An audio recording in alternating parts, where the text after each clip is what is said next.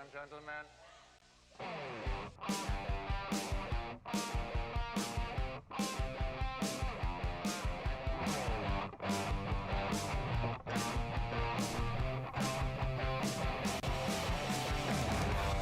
Happy Monday! You made it! I'm so proud of you! You woke up and you made another day. And now you're here with us and we're gonna have such a good ass Monday because we're alive another day and we have some fun stories to talk about. But more importantly, I'm joined by the best panel in the entire world. I'm Steph Sabraw, and last night confirmed to me to the utmost that Brett Sheridan is one of the funniest people and an ASMR genius, to say the least. What's up, Brett? Thank you. That was a lot of fun. I didn't know what to expect, and I can't do it without Kate. Kate, we didn't plan anything, but it turned out to be just a delightful, good time. Go check it out. It's and go support the Whirl Girls. So fun. We also have, I feel like, the next Marvel superhero in the house. That's Ben Goddard with the hair to kill. What's up, guys? Sorry, I'm so sad I couldn't join any of the World Marathon, the Whirlathon last night, but you guys look like you're having so much fun and doing it for such a good cause, too. Like, so proud of y'all. Doing amazing work over there. And yes, Brett is hilarious, you dumb piece of shit. Thank you, Ben. We missed you. We also have Ryan Nilsen, all the way from a red-eye flight. He made it just in time. Fresh off a plane, first plane in I think a year, well, second plane in a year. Very tired, but we got the show started. We're talking the marathon. Also, sorry I couldn't have been a part of it. But we're going to give this a whirl on very little sleep. Yeah, right. Yeah, I think everyone is tired this Monday per usual, but it's okay because we have each other. And we also have Alex Marzoña, who has a South by Southwest critique for us maybe in store. Possibly. And yeah, I'm sorry I couldn't be on yesterday either because I was checking my emails to see if I could, but I couldn't. So who knows? Also, Alex throwing shade. Who knows? Alex throwing shade. Listen, it. I'm all about shots being thrown this Monday morning. If you got something to say it in the Streamlabs Superchats. Let us know what you're feeling today as we run through these stories. Any opinions, thoughts, questions, concerns, or just random things you want to talk about because it's Monday and we can do that. We can do whatever we want. But Alex, What's the first story we have today? First story we got today is early reactions are in for Godzilla vs. Kong, which is set to debut in theaters and HBO Max next Wednesday, March 31st. Ooh. Most say that it is much better than Godzilla King of the Monsters and has good punchy fight scenes between the big boys. But the human storylines are lackluster as much of the movies in the franchise are. Steph, do these early reactions make you more excited to see the movie next Wednesday? Yeah, actually they do. I'm excited about it because I feel like the only thing I really care about Godzilla monster movies in general is the action sequences and scenes and how they're done and just like the picture of it all, the visual of it all. So if they succeed in that, then I feel like I'll be getting the good time that I want. Ben, has anyone on the panel seen it already? No, not yet. Once Ben, again, my sources that I don't have didn't come through. Same. Yeah. And the connections Alex, that I did you check haven't your made email? yet. Get your email. Still. Let me check See, my the email. way my destiny works is it just hasn't happened yet. But A guy at Starbucks that I'm pretty sure is like a Hollywood producer or acts like it because he's really douchey with his AirPods. He didn't give me a screener for it. So. It. AirPods right here. It's about who you know, and I don't know anybody. yet. But Yes. Ben, do you want to see this movie? Are you excited about it? My level of excitement stays the same because I feel like we do this every single time one of these movies comes out. Everyone gets so pumped for it, and then no one goes to see it. And I think this going on streaming is the best thing for it, honestly, because we saw with Zack Snyder's Justice League, 4 hours long, and everyone was talking about it this weekend. It absolutely dominated the news cycle over Falcon and Winter Soldier. And so I do think a lot of people are going to see it. My excitement still remains the same, but I'm glad people are enjoying it. Honestly, like I never want to watch a bad movie. Like my time is precious. So I don't want to sit there. And like Adam Wingard already came out and said, this is my cut. There's no director's cut out there because he's already like squashing those rumors, which I appreciate. And it's under 2 hours, so that's good news too. I'm all about this. I can't wait. So cool. I hope it's fun. A lot of punches, a lot of buildings falling down, and hopefully some sick beats. Because every trailer that comes out, just like it's got those bass drops in there, man. Yeah. Did everyone watch? $20.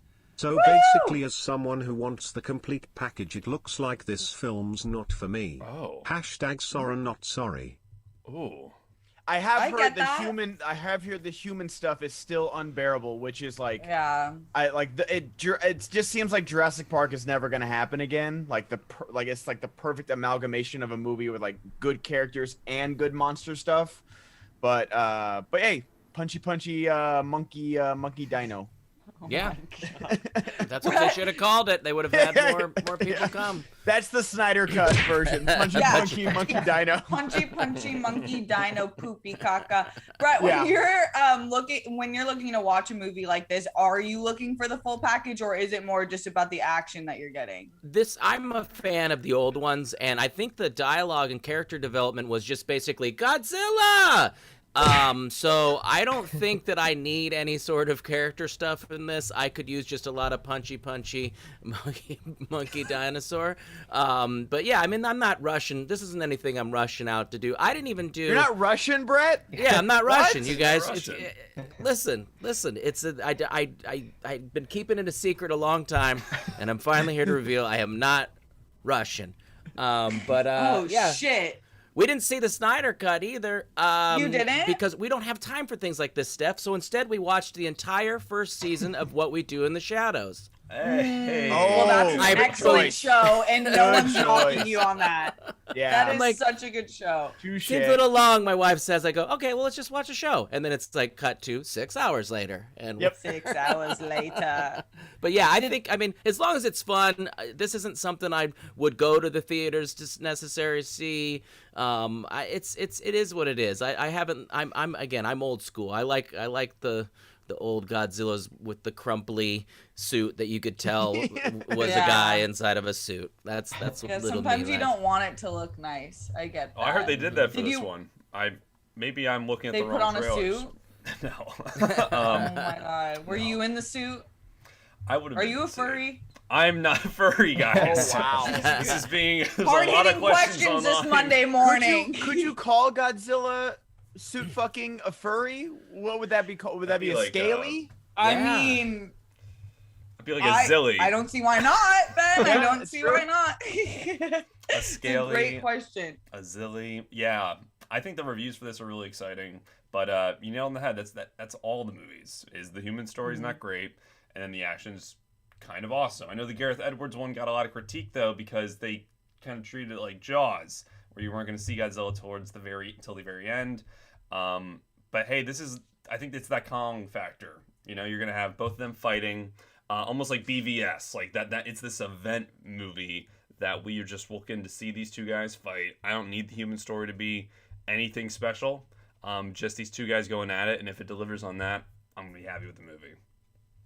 Yeah, Alex, what are your thoughts? Yeah, I've said that before. Like, oh yeah, I don't really care if there's human, like if the human storylines or whatever. And then I go into it with that expectation, and then I'm still let down because they are like not as good even with the low bar I was setting. Yeah. So like, I mean, yeah, kick punch. I'm just excited for next punch. Wednesday to see the spectacle. You know, I remember seeing in King of the Monsters 2 years ago. I got my tickets late, so I was like sitting like kind of in the front section, like looking at in IMAX, watching it all unfold. So I think I'll replicate that next Wednesday by just sitting really close in front of my TV. I'll just be like right here. Yes, can you take a picture? It didn't happen. Please do.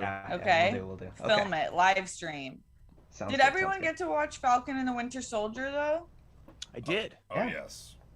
Brett, are you on It the came train? out early. Like it came out like 5 minutes early. It was like I like clicked it. I was like, okay. I totally didn't forget that dropped. Oh. Honesty is Brett's one of his best qualities. But that one actually, I was looking forward more to than WandaVision because I kind of get, you know, it's going to be more action and fun. So yeah, I'll have to remind myself. Let me take a note of that really loudly. Into the mic. Yeah. See, I told you he's bringing his skills to a theater near year. Do you think Godzilla versus Kong will do an ASMR like podcast together? Oh, let's hope so. hope. Godzilla and Kong. Okay, we gotta talk about this since we're talking about it. How is King Kong gonna win? I'm gonna bring it up every time this happens. Right. Because you never know, Ben. Anything is possible. You just can't count people out. He big monkey. And this is a radioactive ancient dinosaur that breathes fire. Right. Like, have you seen his quads, bro? Like, he's in there lifting. He's not forgetting leg day. He's got biceps, he's got quads, calves, he's like got the whole package. I think that it's going to be a good fight. You're counting him out, Ben. I am. I don't see it. I don't see it. Yeah. I'm curious what the chat thinks. What do you think? You think this is not this is an unfair fight, but are you excited for the film in general? And when is Brett gonna watch Falcon and the Winter Soldier? Yes. These I questions. need people to Streamlabs in, SCHMOEDOWN in your reasoning for how Kong even stands a chance. How does Big Monkey stand a chance against ancient dinosaur that breathes fire? And literally in the last movie, he radiated so much he disintegrated his opponent. Like he just walked next to him and he disintegrated. I want today to be dedicated to everyone arguing with Ben in the super chats and Streamlabs. Like, let's just debate it. Ben is feeling it today. I woke up at 6:30 a.m. Keep me fueled through this show by arguing with me about how Big Monkey punch Dino. Ben woke up and chose violence today. I chose violence. Let's get it going. I got a few responses in the chat already. Some are saying Kong is better than Godzilla because he finds a giant axe. Kong has the axe. Yes, thank you. So maybe this axe will come into play a lot. Kong is more creative than Godzilla with his fighting. We also have... Yeah, that's a great point. Joe Wally saying, "Do you even lift, bro?" Yeah, we'll need them to Streamlabs it in because that's the only way Ben's actually going at it. Godzilla's got that country strength. He don't need to lift. He's just got it like that, okay? Did the mountain lift in Game of Thrones? No. Well, are you his fucking agent, bro? I am. He's like Lady Gaga. He was born this way, baby. Yo, I don't know, Ben. I feel like Godzilla's fighting strategies are a little prehistoric. I think Kong's gonna use some guerrilla warfare when it comes to this bout, and I think he actually has the upper hand. Hey Siri, how do you take the host off a Zoom call? Ooh. Hey Alex, how do we schedule Ben performing "Born This Way" by Lady Gaga by the end of the stream? No one. I don't even know the lyrics to that song, and no one wants me to sing that. Google it. Google it. Google it. Google it. Google it. Everyone is. I don't know how we all showed up so deliriously tired. All of us showed up like we just. I'm all about it, honestly. Google it, Alex. What's next? You guys think Kong has a chance? $20. Yes. Kong Let's easily go! beats Godzilla, and I'm a reptile guy. However, there's no chance Kong beats a mountain lion, so who wins, Ben versus Kong? Amazing. It's not even close. Close. I'm 1,000% more scared of a silverback gorilla than I am a mountain lion. I will fight a mountain lion. Silverback? Yeah, silverback gorillas can beat a lion. What if it didn't have a silverback? I'd probably still be scared. Yeah, a gorilla in general, I think. That's my favorite animal. They don't look too They're cute so and cuddly. cool. They're cool, but they're smart as fuck. I think they'll tear off your arms and beat you to death with them if they have the That's chance. a Wookiee. Oh, that's a Wookiee. What are the chances that they set aside their differences and maybe even sing "You'll Be in My Heart"? Phil Collins. And break bread. I think bread. high. Probably over 50. Hey, let's make that joke that's been going on since this movie got announced and be like, is his mom's name Mothra? Oh, yeah. I feel like that joke's been like circulated like 7 times. Ben, are you sharing your own joke? Because this sounds eerily like a Ben joke. No, it would be. Like, I thought of it, and then like right when the movie got announced, it was the Batman v Superman. Like, why did you say the name Mothra? And then then it died out, and then 8 months later, it became a joke again. Well, and then like when the trailer dropped, it became a joke. I was like, am I living in this hellscape by myself? We keep making the Mothra joke, and I apparently am. Oh, and Ron, I do think that they're gonna have a bromance. This is the bromance that we've been waiting for. I don't think that someone's gonna win. Ben, do you actually think that one will win and it's gonna be Kong and that's why you're upset? Adam Wingard came out and said that there is gonna be a winner, and someone has said that the reason why it's called like he's not called King Kong yet is because he's gonna win this fight.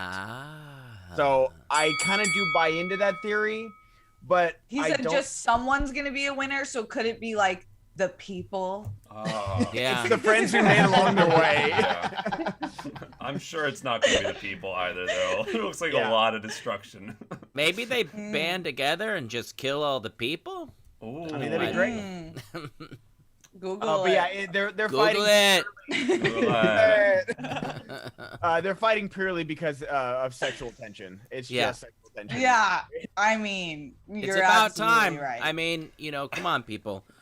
We need to move forward, and Kong and Godzilla need to hook up, and we just need to get over it, guys. Come on. Just do it. I wanna Wake call- up. Yes. It's 2021. I wanna. Gorilla on Dino action needs to happen. At least the thread I'm on is big on that on 8chan or whatever. Sorry, I watched the QAnon. 8chan? Oh my god. We're watching the QAnon series, so.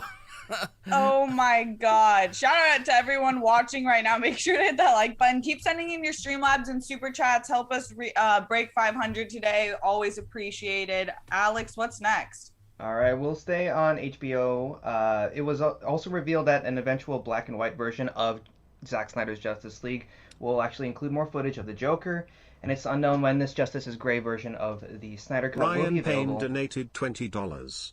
Kong spent centuries on Skull Island fighting all kinds of creatures while Godzilla eats radiation like Popeye eating spinach. Kong has the stamina to last for more than 4 hours while Godzilla is one blast and he's finished faster than Ben's run. IG run. Ooh. Wow. Cool.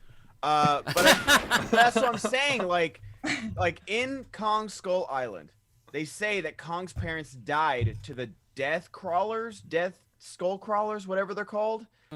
Like, and that was like both of them at full size died to one big skull crawler. Yeah, Kong beat it, but I'm just saying, bro. Just saying. It don't the numbers don't add up. Numbers don't lie. Like I need what's that sports science show? I need sports science to do Kong vs Godzilla here. Yeah. You're like really being that Dude, I guy. need it, man. I need I'm being that guy about it, and I'm gonna go full QAnon if Kong wins. You're like the type of person who goes to a fantasy film and it's like that's not even possible. It's like you're watching Wait, fantasy. no, I need you to do the show with that accent the whole time Yes. now. I need you to do we need a the review. entire show with that guy voice. I forget how to do it now. Alex, where are we? Maybe we need a reward, and you can give us a Falcon Winter Soldier review in that voice. Yes, Okay. absolutely. Okay, at 500, I'll do a review for Falcon the Winter Soldier in that voice. Brian Roach has the best chat I've ever seen in the history of SEN. What does it say? The extra Joker scene will be the actual reach around on Batman. I told you. The fans want it. You've heard them loud and clear. Well, Brett, Yo. you haven't seen it yet. That's a line in the movie. Oh, God. That is the line in the movie. Spoiler alert. Alex, where were we? Yeah, so a black and white version will be released soon. I'm not sure if it'll be physical or on HBO Max. And also, Zack Snyder wanted to include the Jon Stewart version of Green Lantern, but wasn't allowed to, so they compromised on a different character to be included. And should I spoil it? Should we spoil it? Wait. May as well. Let's talk about it. Martian Manhunter was included yeah. instead of Green Yes. Lantern. What do you think of this? Will you be watching a black and white version? Will you be standing another 4 hours again? And what do you think of the Green Lantern not being included in Zack Snyder's Justice League. To your first question, Alex, absolutely not. Never will I be watching a 4-hour black and white film of this. I liked it in color. Why would I do that to myself? I really don't need that. I think if people really like black and white, and I know that he wanted it like that, and you're a diehard, then that rocks for you. And I'm so happy that you get to watch it again in a different version. I just won't be participating. I think it's dope that Snyder wanted Green Lantern in this, and I get why they wouldn't want him to use it if they have different plans for him. But I am looking forward to that, and I think it could have been dope to have him introduced here, but it's okay. Ben, what are your thoughts on that? Same. I mean, I need to watch this movie probably once or twice more just to study it for Inner Geekdom. Oh yeah. But I didn't like not like it. I thought it was fine. I don't know what black and white would add to it though. I don't know why that's like the go-to thing to make it more cinema is black and white. I don't need more Joker, honestly. Like I liked a lot of the Snyder cut or Zack Snyder's Justice League, whatever. I don't know what we're calling it, honestly. But that Joker scene was flat out awful. Like it was so bad. The dialogue was so fucking terrible and stupid. That I don't like. If this is what the selling point for it, no. Like I'll purposely not watch it because of the Joker dialogue, and I will lose an Inner Geekdom match if that's my 5-pointer. What was the extra Joker dialogue? I'll fucking lose a match for it. That is such a strong statement. No, it's so bad. Oh my god! Like I'm with you. League, but it was I'm with you. There are parts of the dialogue, and I'm so curious. Everyone watching, send in your super chat, Streamlabs. I really want to know what y'all thought about the film in this community specifically, because there are some dialogue parts where I'm like, what? But overall, I did enjoy the film. Brett, you didn't get to catch it yet, but are you familiar with any of these characters? In the yeah, I do know that. Like, I don't get the point of the black and white. I think that's what everybody. I mean, it's just, are we just gonna milk it for every? Are we gonna have Fred Savage come in it and do it like Princess of the Bride style too? Or are we just gonna get the 37 Snyder cuts? Just drive this thing into the ground, but why not more? Yeah. Was why Polka Dot Man in it? Because if it wasn't, I don't want to hear about it. Cut it up. We want more. I want a 17-hour version. I don't want any clean cuts. I want them all to be even, including bad takes, 37 takes in a row of one shot, or I'm not watching it. Go ahead. Funny, Roxy always talks about entitlement in the millennial culture with how we consume shit and what we think we deserve, and she has a point in a lot of senses of it, but I do think it's funny. Like, it works. People who are entitled on social media, and I don't mean that offensively, like just truly, like you giving your opinion, you're hoping for change, it actually works. The fact that we got a 4-hour cut, the fact that we're about to get a black and white 4-hour cut, that wouldn't have been except for people pushing that on social media. This is what I'm saying. This is why I hate it. It's because people like Ayush Singh in the chat suck my entire asshole, bro. I said I like the movie, but because I don't like one scene, I'm a dumb fuck. You're right. You're right. DC fans totally deserve this movie, and you're not completely unreasonable for me not liking 15 minutes of a 4-hour fucking movie. You did. It's so funny. Gargle my fucking balls, dude. Now that's a t-shirt. Yeah, let's get that clean. I love Turned Up I'm Ben. gonna block you in the chat because I have that power. Oh yeah. Done. Silver Zaddy is on it. That's his superhero name, by the way. It's Silver Zaddy, because that's when Ben, I told you, he's coming. He didn't come to play today. I did not. Test me with Big Monk. Test me on Big Monk. Okay. I have a question for everybody, because I know everybody was upset with the aspect ratio. Why was it in that aspect ratio? To begin with, I said to for the integrity of the film, I thought that was when we had TVs that were in 4:3. I don't know why. I'm looking up because like Adam Plavik is like, this is like his business, and I know like he's been tweeting out about it. Let me see if I can find some of his tweets, because I don't want to speak ill, because people like, remember like Dan tweeted out something about it, and like people like went to town on him. It's like, so you can't remember. You can't say. Yeah, I don't get it either. I didn't mind it. It bugged me for like the first 15 minutes, and then I just got used to it. Oh yeah, you get used to it. You're not missing anything. It's not like it's cropped. It's not like it's not like full screen versus widescreen or anything like that.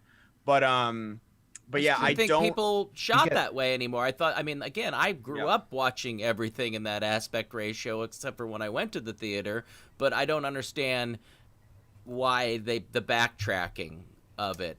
You know, like that it was confusing to me. It wouldn't bug me, but I just don't understand why it was done that way. How did that preserve the vision, if you will. So if everybody sends in $1,000 telling me why, I will watch the film. Ryan, do you have thoughts on the black and white? Oh yeah, I think I'll fast forward to the new stuff. If there's new stuff, I don't really have a massive urge to see this in black and white. I know that's starting to become a bit of like a gimmick. I feel like a lot of movies have an excuse to just do a re-release.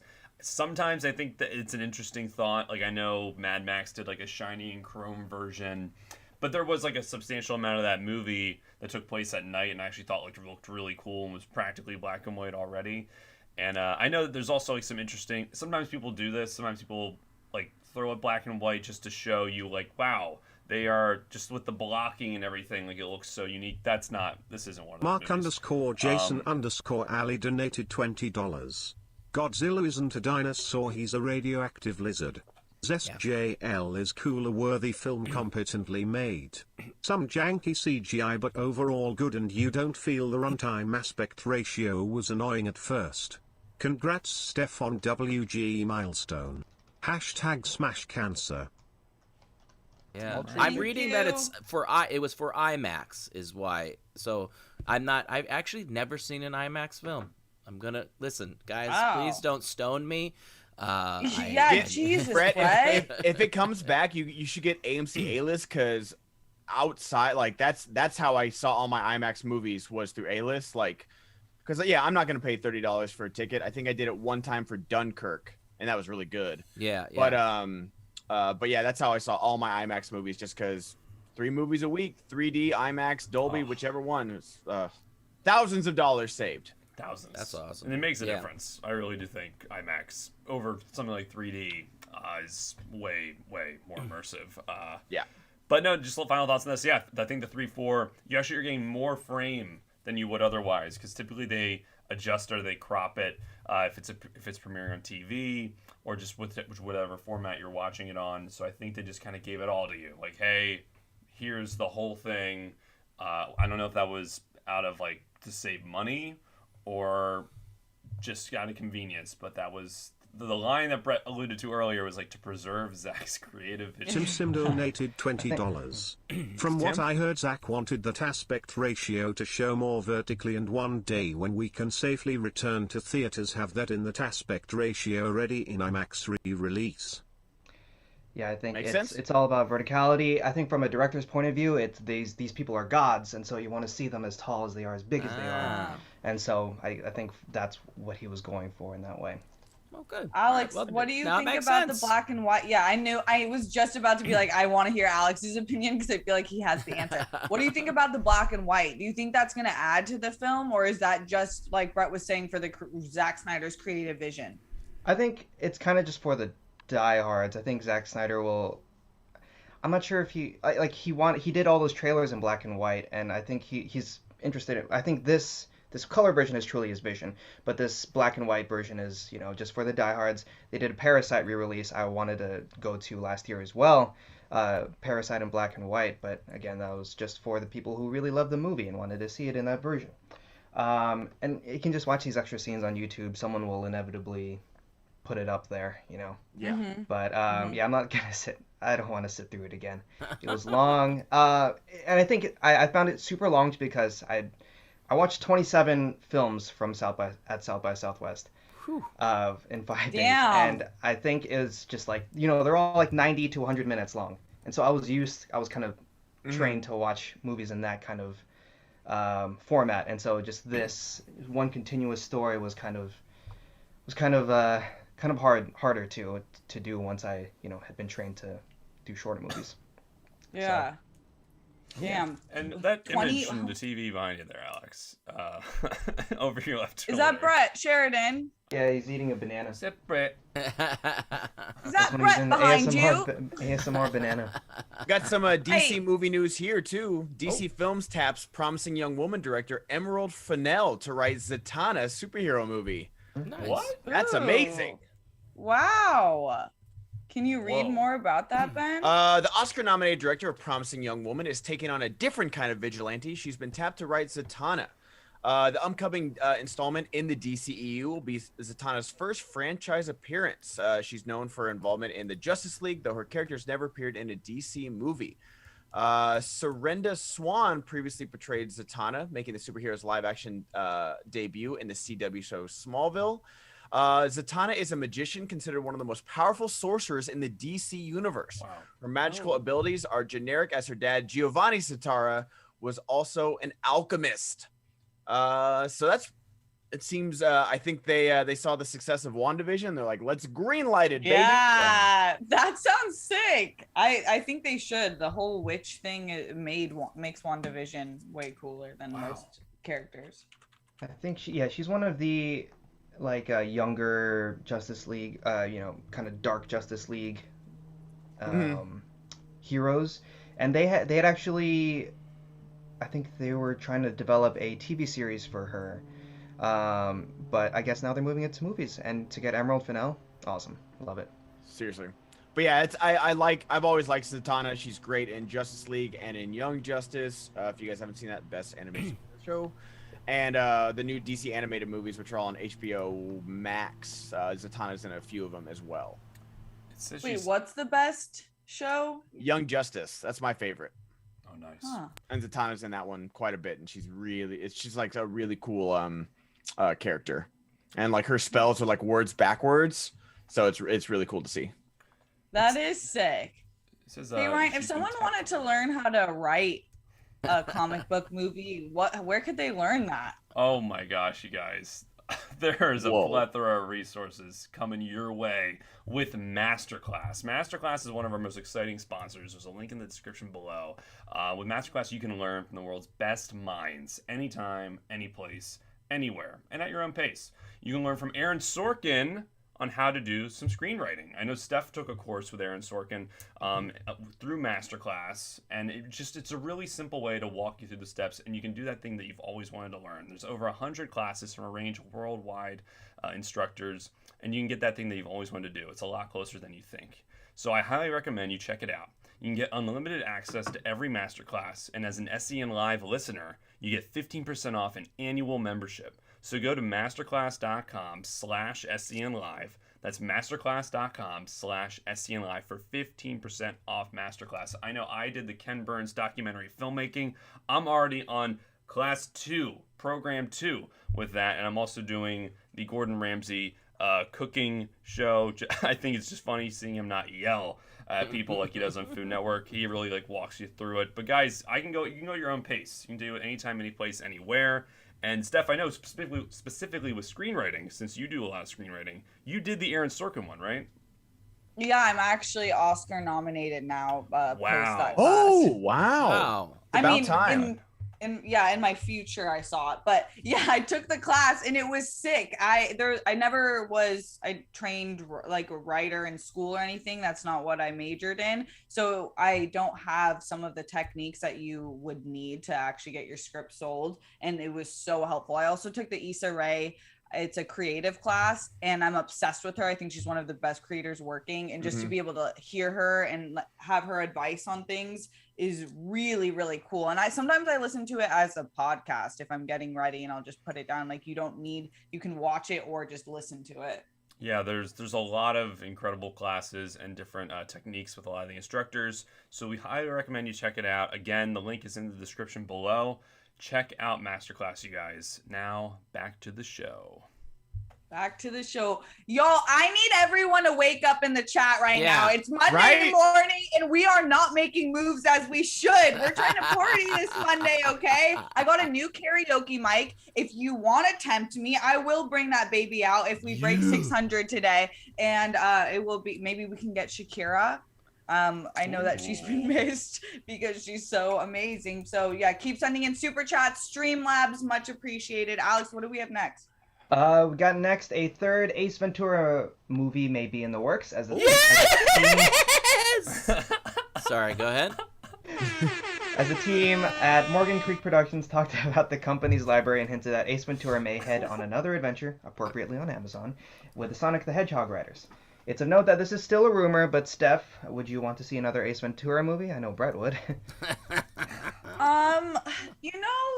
I wouldn't mind seeing another one, but I thought it was interesting. He said like everyone is so in love with these reboots and like clamoring for these reboots. And it's not that I'm like, no, I don't want to see this when I hear about them. Like I'm excited about Dune. I thought Sex and the City, I wasn't like, yes, I need to see this, but I'm like, that's cool for people who love Sex and the City.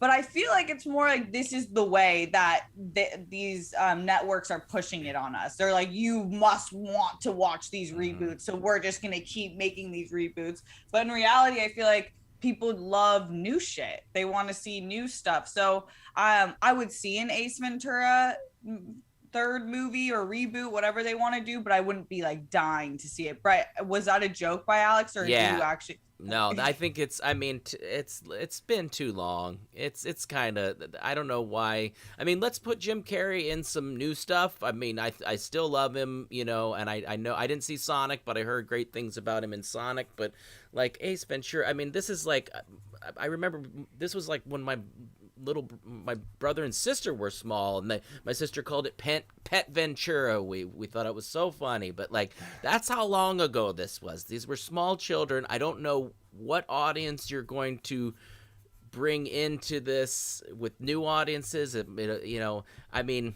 I was still iffy about Coming to America. I was pleasantly surprised in how much I did enjoy that. I wasn't blown away, but I did enjoy it. But this one just seems like, what? Really? Really? Like, I don't know. It's just not, and it's, I don't know. Yeah. What do you think, everyone like, else, as I ramble off into... He was like, according to the 3 million Facebook page of Ace Ventura, we all want it, but I don't know. Ben, what do you think? I don't know, like Dumb and Dumber, it's tough. It's like it rarely works. I'm still catching up on new movies, so I haven't seen Coming to America. I've heard mixed things. Some people, like Brett enjoy it. Other people, it felt kind of flat for them. And it's hard to follow up. It's one thing to, like a 21 Jump Street where you completely revamp it to do that. But like, this is like a classic comedy. And I think When Nature Calls is a pretty solid sequel. So it's tough to follow up two pretty good, like Dumb and Dumber didn't work out. Dumb and Dumber 2. And so, I mean, I'm cautiously optimistic because he was so good in Sonic and it felt like that 90s Jim Carrey again. But give me Sonic 2 and do that instead. I don't need like an Ace Ventura. Like Jim Carrey can be Jim Carrey in anything and I'm going to be there. I just don't know why they're bringing back Ace Ventura. Like that's not going to get the kids in the seats either. It's not going to be like, oh, Ace Ventura's going to be like, okay. Like people will go see Jim Carrey, but like that scene with Steve Carell and him from Bruce Almighty is like one of the most viewed YouTube clips of all time because like there's two comedians just being amazing with each other. But yeah, I don't know. I'm cautiously optimistic about it, but these long sequels like rarely ever work. Yeah, Marzoña, are you excited about a potential third Ace Ventura, and how do you feel about reboots in general? I feel the same way about everyone else. Like, who will this movie really be for? They did Dumber and Dumber 2, which was also, very critically panned. I think Ace Ventura and Dumb and Dumber are the only sequels he's ever done, and then now Sonic the Hedgehog. But I don't know. With all these reboots, again, who are they for? I'm not really interested in it, but hopefully someone is, and that's one of those 300 million people will watch it. Ryan, could you be that special someone? I think I can. Excuse me. I think I can. I actually wrote down some thoughts right here around Ace Ventura Pet Detective 3. I think this news is pandemonium. I think all other thoughts on it are irrelevant. Oh my god. owl by myself here. You guys gotta be kidding me. I think this movie has a tall mountain to climb. In that, not being such a chicken, Ryan, and say what you really think. Oh, Mrs. Nelson. I'll pack my bags and get out of here. You'll pachyderm your bags. I'll pachyderm my bags. Oh my god. Yeah, no, I think this movie has some reservations for me. You know, just with comedy sequels, there's always a little like, all right, and they've already had a sequel to the first one, which I don't love as much as the first one to begin with, but I do think the nature of the character of Ace Ventura actually lends itself to a lot more stories. So, like, unlike an Anchorman 2 or even a Dumb and Dumber 2, where I feel like it's a combination of like, wow, this was like right place, right time, right era. It's a detective at the end of the day. So I really do think you could have some fun, you know, MK Songbird in the chat beat you so bad. Ace Ventura 3 seems like a bit of ostrich. God. Get fucking owned, Ryan. Yo! Just got dunked on, bro. Shit. And didn't it say that like Jim Carrey might not be? I mean, if you do it with somebody else, no, 100%. No, thank you. Never, Not a chance. You know, if you're going to do it, it has to be him. And I think there's a better way to bring Jim Carrey back into the fold after the Sonic, you know, success that he had. You know, and I think let's bring him into something new and not something that was, God, it's, I mean, I love lowbrow humor, but I don't know if people enjoy it that much these days. I just don't want it to turn to a parody. Oh my God, Ben! Okay, here's the thing, Ben. I think you now have to do something with me. I think the Broadard band has to reunite and do a karaoke. Hey, you let me know. I'm in for it, honestly. Today, if we break 500, the Broadard band is rejoining and we're doing karaoke. What song could we do together? Yeah, you guys put in some ideas in the chat or Streamlabs for sure, because I'm down for it. But no, Ryan does make a good point that like the detective side of this, you could write, I feel like lends itself to more of a serial story. Like coming up with a new story for, you know, Harry and Lloyd to get into is tough. Anchorman story, like I like Anchorman 2 more than most people, but you know, it felt very thin. But like he's a pet detective. He can find another pet. He can go on another adventure. Like it's really easy to like fit him into a different story. Like Die Hard with a Vengeance wasn't a Die Hard movie. Like it wasn't a John McClane movie, but they put him in it, and it worked really well. Ace Ventura did have a animated TV series back in the 90s, so they did kind of explore it a little bit. So I think maybe something like that would be a better fit than a third movie like this. I agree. Live action. Because I love that Jurassic World Camp Cretaceous show on Netflix. That was a fun little kid show, and I do not like either of those movies. I want like a 7 Ace Ventura. Like a gritty, dark. Like, give me Zack Snyder's Ace Ventura. Yes. Give me a black and white Jared Leto Joker Ace Ventura movie right now. Yes, that's Give what I'm me talking Kong about. vs. Godzilla with Ace Ventura in it. Yes. Brett, do you think Ace Ventura shaves his balls? Oh, 100%, and they are smoking. No, that's a different movie. Ooh, close. It was just so close. When he does it, he talks out of his butt. So COVID spring break is right around the corner, folks, and you know what that means. Don't go to Florida. Also, just spend some spring break in your pants, okay? Manscaped is here to ensure that the party in your pants never stops. Even Veronica Cornerstone wouldn't say no to this pants party. For everybody preparing for a pants party this spring break, I have an exclusive 20% off discount. Use code XXX at Manscaped. What? Listen. I've had grooming incidents before, and I've compared them to the Red Wedding episode of Game of Thrones, and it's not a pretty sight. Manscaped is dedicated to helping you level up your full body grooming game. The perfect package has the Lawnmower 3.0 that's waterproof, cordless, tons of liquid formulations to round around your grooming routine. They have the toner, they have the crop preserver, all kinds of great stuff to keep your balls smooth, young. Everybody likes their balls to be fresh, young, and alive with energy. And you can adjust the length on this too. You don't want to go full 70s, but you don't want to also maybe not take the whole thing away. So it has a nice little adjustment on it.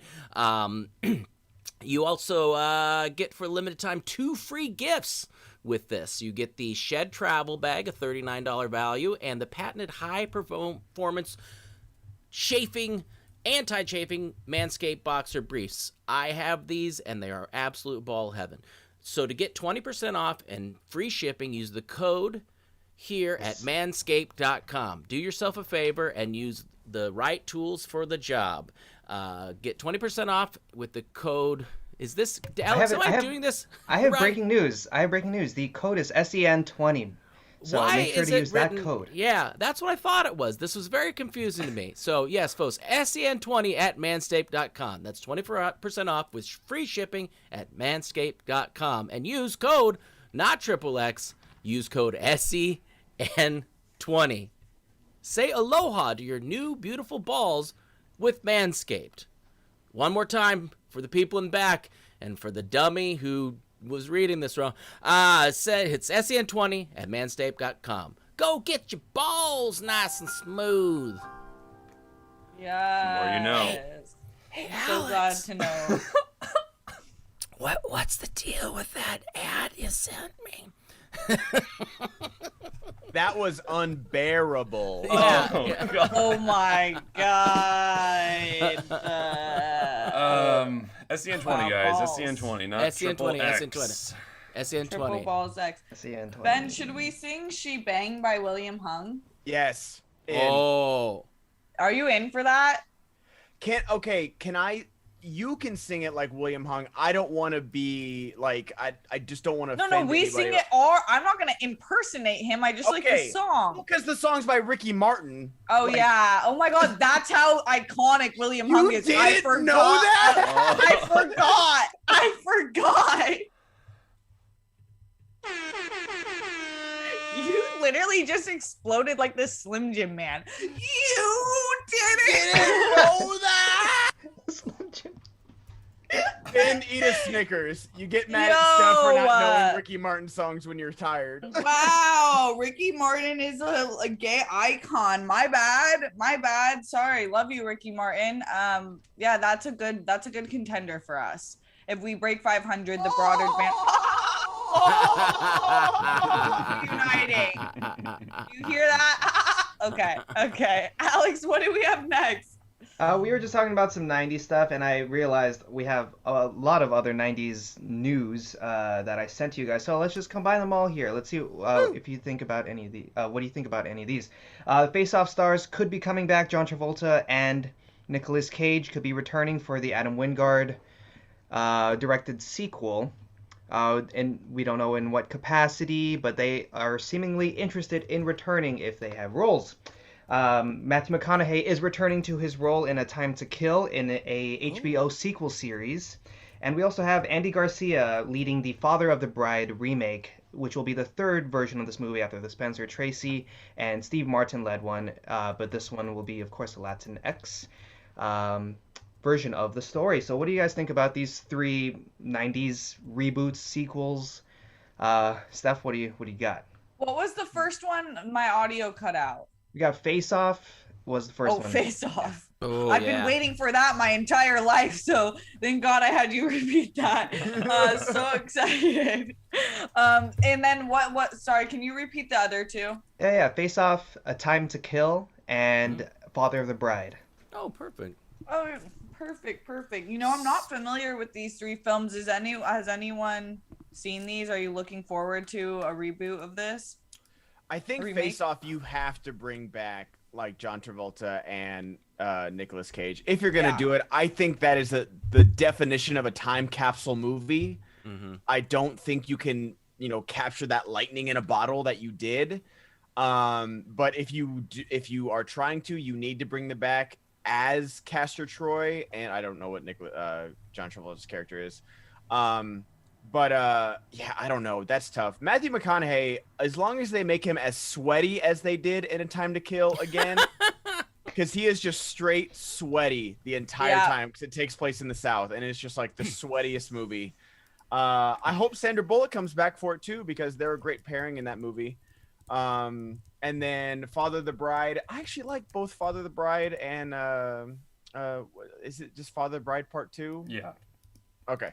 Like if Martin Short come back as well? Because I want Martin Short to come back in that movie. I think that would be a great pairing, Martin Short and Andy Garcia.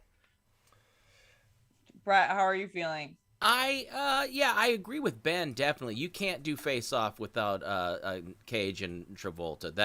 That would be the selling point right there. I think because of the ridiculousness of it to begin with, and it's become kind of this goofy film that we make fun of.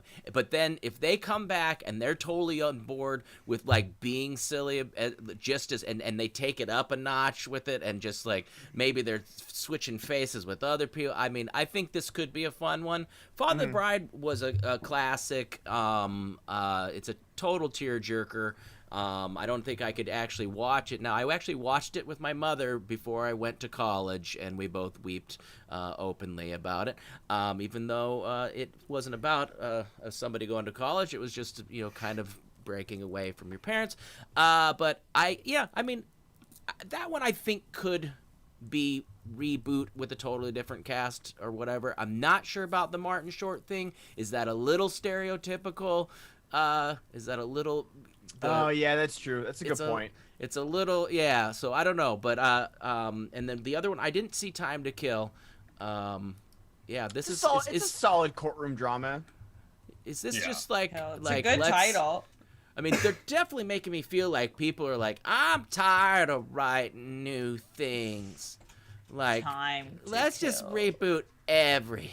That's what I was saying in the beginning when the guy, what story was that with the Ace Ventura? How the creator was like, yeah, people are clamoring for this. I'm like, where?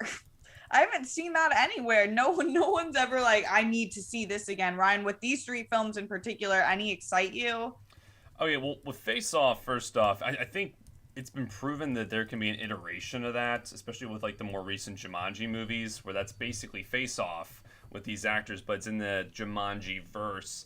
But when it comes to like actually doing a reboot of the movie Face Off, I don't want to see that. I hope that they make like at least some kind of change, whether it's with the plot, the story, or the characters. I think it'd be kind of fun if they did get Travolta and Nick Cage back. Like that, I might be a little interested. I'd be kind of confused where they're going with that though. But I really do think that they don't need to do an exact remake. Like, just take that premise of we're swapping faces and one actor's doing an impression of the other, and the world's your oyster. I think you can go with anyone. When it comes to A Time to Kill, I actually just saw this for the first time, like, quite recently, and I was really into it. I'd love to see Sandra Bullock come back. She hasn't been in much as of late, so I don't know if she's got, like, a bunch of stuff on the horizon or not, but I think that this would be really cool. She does? Because the last thing I kind of remember seeing her in was Ocean's 8. But yeah, Alex has a story for us about it. Oh. T? Can we get to it now? Shall we dance? Or do you have any thoughts on this though, Alex, and the reboots I actually in general? don't. I haven't seen these, so Bird Box. How could you forget Bird Box? Oh my God, Ryan! I couldn't see it. I had to be blindfolded. I could only hear it. Between Ryan and Ben, I feel suffocated in father jokes. Okay. Well, guess what? Two can play this game. Yes. I thought we were gonna do Sandra Bullock puns now. The way you went like this too? Oh my God! Oh my God! Nailed it. Well, I've got a proposal for you, Steph. Oh my God! What? You really blindsided me on that one. Let's not make this all about Steve, Ryan. Oh man! I can feel the heat coming on. Is my alter. Wow! Wow! Don't demolition this show, man. I know Steph is miscongeniality. I was good one. I was about to be like, as Miss Congeniality, I would like to throw back to Alex for the next story to shut these people up. It looks like you crashed. Oh God! Oh no! So I've got her IMDb right here, so I'm just going down the list. Oh, I thought these were all from memory, Ben. You shouldn't have Crash, said that. Crash was. Jeez, everyone watching Super Chat, Streamlabs in any of your opinions on this reboot, and make them stop. Or you can have keep to giving pay me to stop. Sandra Bullock. Yeah, please, you guys, please. They won't stop unless you start sending in stuff. Yes, the SCHMOEDOWN needs to interrupt me to stop me from. Yeah, please. Well, let's stay on this beat. Okay. Keep going. Let's stay on this beach and stay sandy. Sandy Bullock is going to be in a movie called The Lost City of D, which is a romantic adventure about a reclusive romance novelist who is sure nothing could be worse than getting stuck on a book tour with her cover model, played by Channing Tatum. A kidnapping attempt sweeps them both into a cutthroat jungle adventure, proving life could be so much stranger and more romantic than any of her paperback fictions. The villain role will be played by Daniel Radcliffe. And I think they're going to start shooting soon. So, Steph, what do you think about this premise and Sandy B being in this movie? I'm excited for a Sandra Bullock, Channing Tatum team up. That sounds like a lot of hotness and talent on screen. And I haven't seen, other than obviously Ryan forgetting Bird Box, it is exciting to see Sandra Bullock and more. And I haven't seen Channing Tatum. I don't know if I've seen him in anything since Magic Mike, and I hated that movie, but I loved him in Step Up. Must proclaim that. Must proclaim that. But I what? Good. No, go ahead. Finish. Go, Ben. 1, Lost City of D, amazing. 2, this sounds exactly like Romancing the Stone. Like this is like we're talking like the about premise of this. Yeah, the premise is it's like the exact same thing. Am I the only one that thinks that? Yeah. It sounds a lot like it. I do think this cast is stacked. I'm also really curious when you mentioned Romancing the Stone. The two directors doing this haven't really done like a feature before, so I think there's a lot of stuff behind the scenes I'm probably not privy to when it comes to this movie. But it sounds a lot. I forgot about 21 Jump Street. My bad. I forgot about 21 Jump Street. That was disrespectful. Oh, our stream went down? No, we're good. Sorry. Sorry, I froze. I didn't mean to freeze you guys. Yeah. You go, Ben. Oh, no. Like, it just, one, I hope it's a working title. Lost City of D, and it's, I know I'm immature, but come on. And especially, like, not even the fact that there's literally a movie called The Lost City of Z. Yeah. Like, that's a real movie. So just like that's the Lost City of D. It's the lost dicks come to this city. That's been the last year of quarantine for Steph. The Lost City of D. You don't even need to change the name. I'm like, why are you here? Why are you here? The porn parody writes itself. Come on, you can't do that. You can't. That is the porn parody of The Lost City of Z. I mean, honestly, can someone look at? There's probably a porn that says The Lost City of D, and like there's just like dick doorknobs, dick doors, like dick guards, all any other things besides door accessories? Doorknobs. Doorknobs. There's door dick doors. stoppers. There's dick door knockers. There's dick door stoppers. There's dick door locks. Dick locks. Dick locks. There's dick ring cams. Yeah, it's not a big deal. Dick the doorbells. Lost City of D. Doorbells. Wow. What would that sound like? Ooh. Bang bang. Instead of ding dong, it's just dong dong. Dong dong. Oh my god.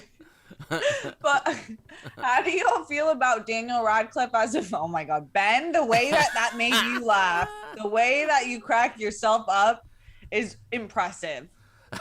Wow. Reminder that at 500, Ben and I are performing a duet together, so get those Streamlabs and Super Chats. Come on, people.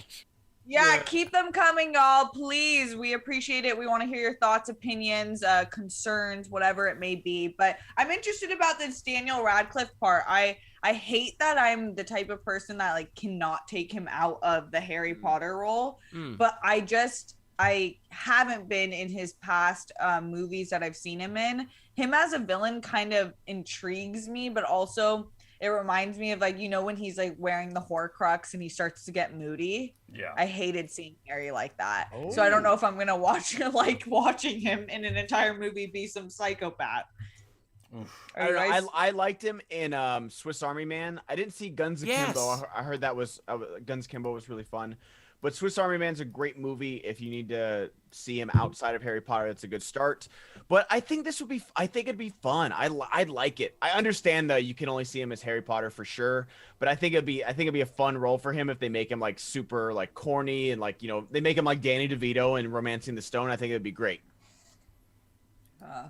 Ryan, what do you think? I know you're a Harry Potter fan. I'm a Harry Potter stan. Yeah, I might have even watched one yesterday. But Which one? I watched Half Blood Prince.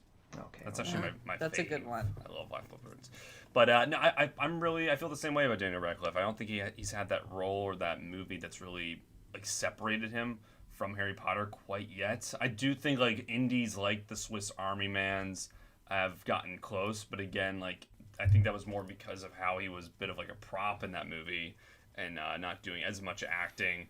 This sounds, you're right, the title's kind of weird. It does sound a lot like Romancing the Stone, but I think this sounds really exciting, and this sounds like a hit. I think I love to see this combo of Sandra Bullock and Channing Tatum. I think that would be a really like great team up, oddly enough. I think they just have like an interesting or similar comedy, or like Sandra Bullock's usually like the more dramatic, and then she has these flares of comedy, and Channing Tatum's the reverse, and I think they could really bounce off each other quite well. And seeing Daniel Radcliffe in a villain role, I think is the perfect direction to go after being a hero for a better part of a decade. Cool. Brett, are you excited about the 3 actors announced on this and the plot? I'm sorry. I was looking up how to pronounce the play he was in where he showed his wiener, and then it just was on a loop. But I think you'd see Daniel Radcliffe in a different way if you saw his wiener in a play, and maybe would allow him to break free from his Harry Potter. If you saw his Harry Potter in a show, I liked. And Swiss Army Man was super fun. You know, I mean, there wasn't much to the role, but it was super cool. It wasn't like he was. I mean, spoiler alert, this dead guy. I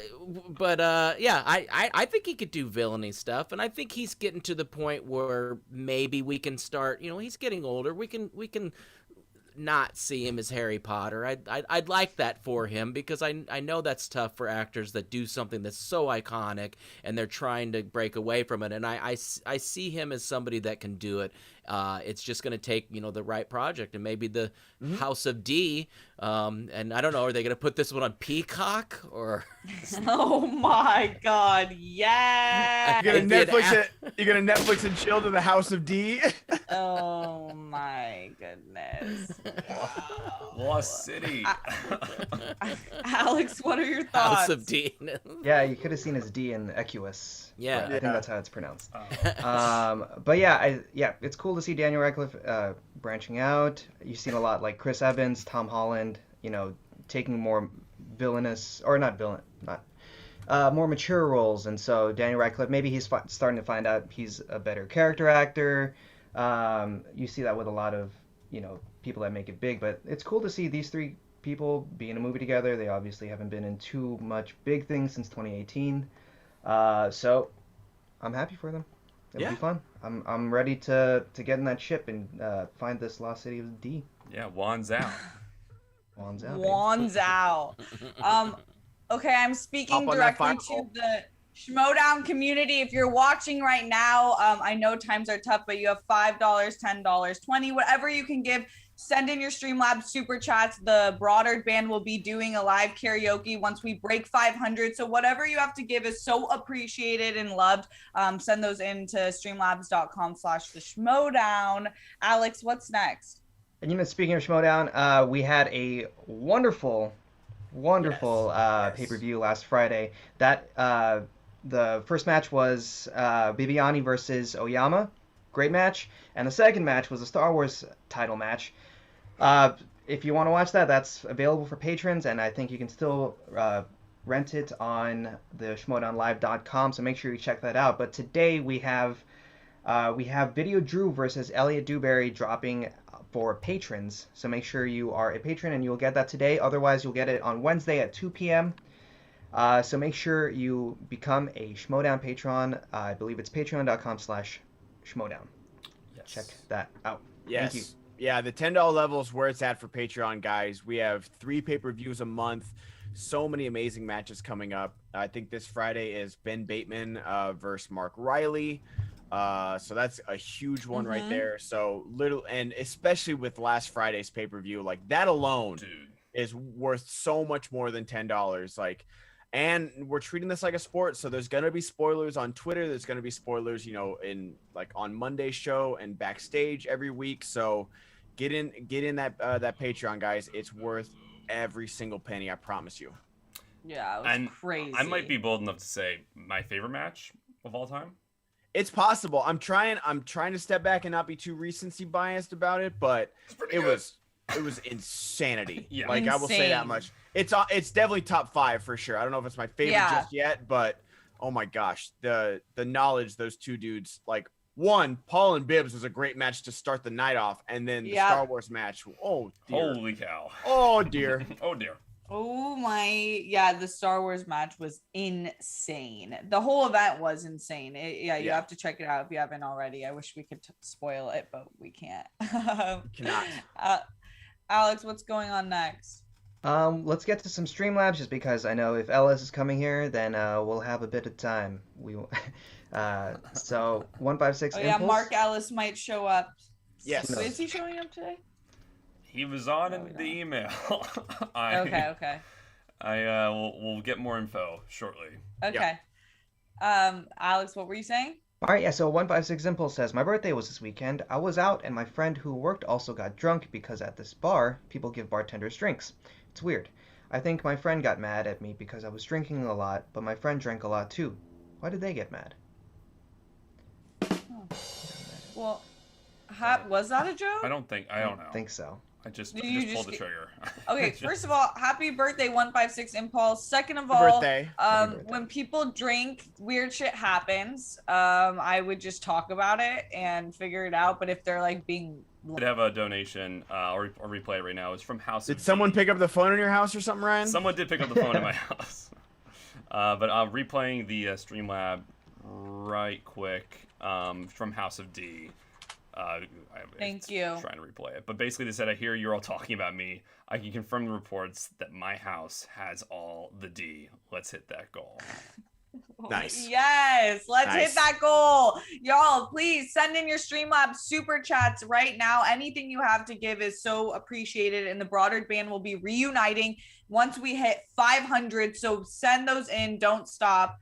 Alex, what do we got next? Yeah, Ryan needs to get some broadband internet, right? I have a question too. Broadard. Why haven't I been asked to host again since I had my wonderful hosting thing? Should we, for 600, I'll host another show. I know the fans have been clamoring for me to do it. Hell, if we get to 1,000, I'll do it a couple weeks, and maybe we get to what should we said? I'll do a whole week of me just tap dancing and not being able to hold a train of thought.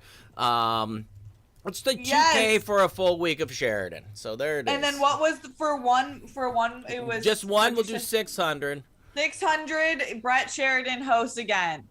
So and, let's get 1K those going. gets 2 days. 2K gets a full week. Wow. But we do have a very special person who has just arrived. Mark Ellis in the building. Hey! That's the Schmobot bringer in her is Mark. That's what we needed this whole time. Mark, you're muted. And he's on vacation. Oh no, I can't hear you. Can't hear you, Mark. But... we can't hear that golden throat, buddy. Golden throat.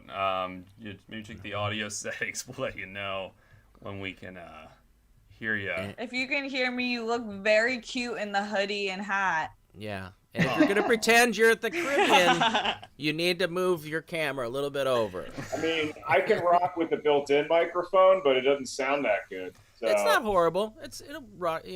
Let's be honest. I'm only going to say like 19 words on this entire show. So Mark, don't talk like that. No, do talk like that. Interrupt Mark. There, see? I hear you all were talking about me. I can confirm the reports that my house has we all the heard D. that. Let's hit that goal. There you go. A whole Yeah, house yeah. of D. House of D. Whole house of Welcome, D. Mark. I'm on. It is great to see everyone. I heard a little bit on the way home from the freezing place, and I just Ooh. want to say I'm so glad that I missed all of the Sandra Bullock references because y'all were casting a wide net. Oh my Mark, the whole car ride was like, I can't wait to get there in time to give this joke. Well, yeah, I was nervous because Goddard kept counting down like the IMDb, and I was like, don't hit the net, don't hit the net. That's mine. That one's me. My God. Wow. Well, thanks for coming. Steph? Have you seen the net? No. What is it? Pitch it to me.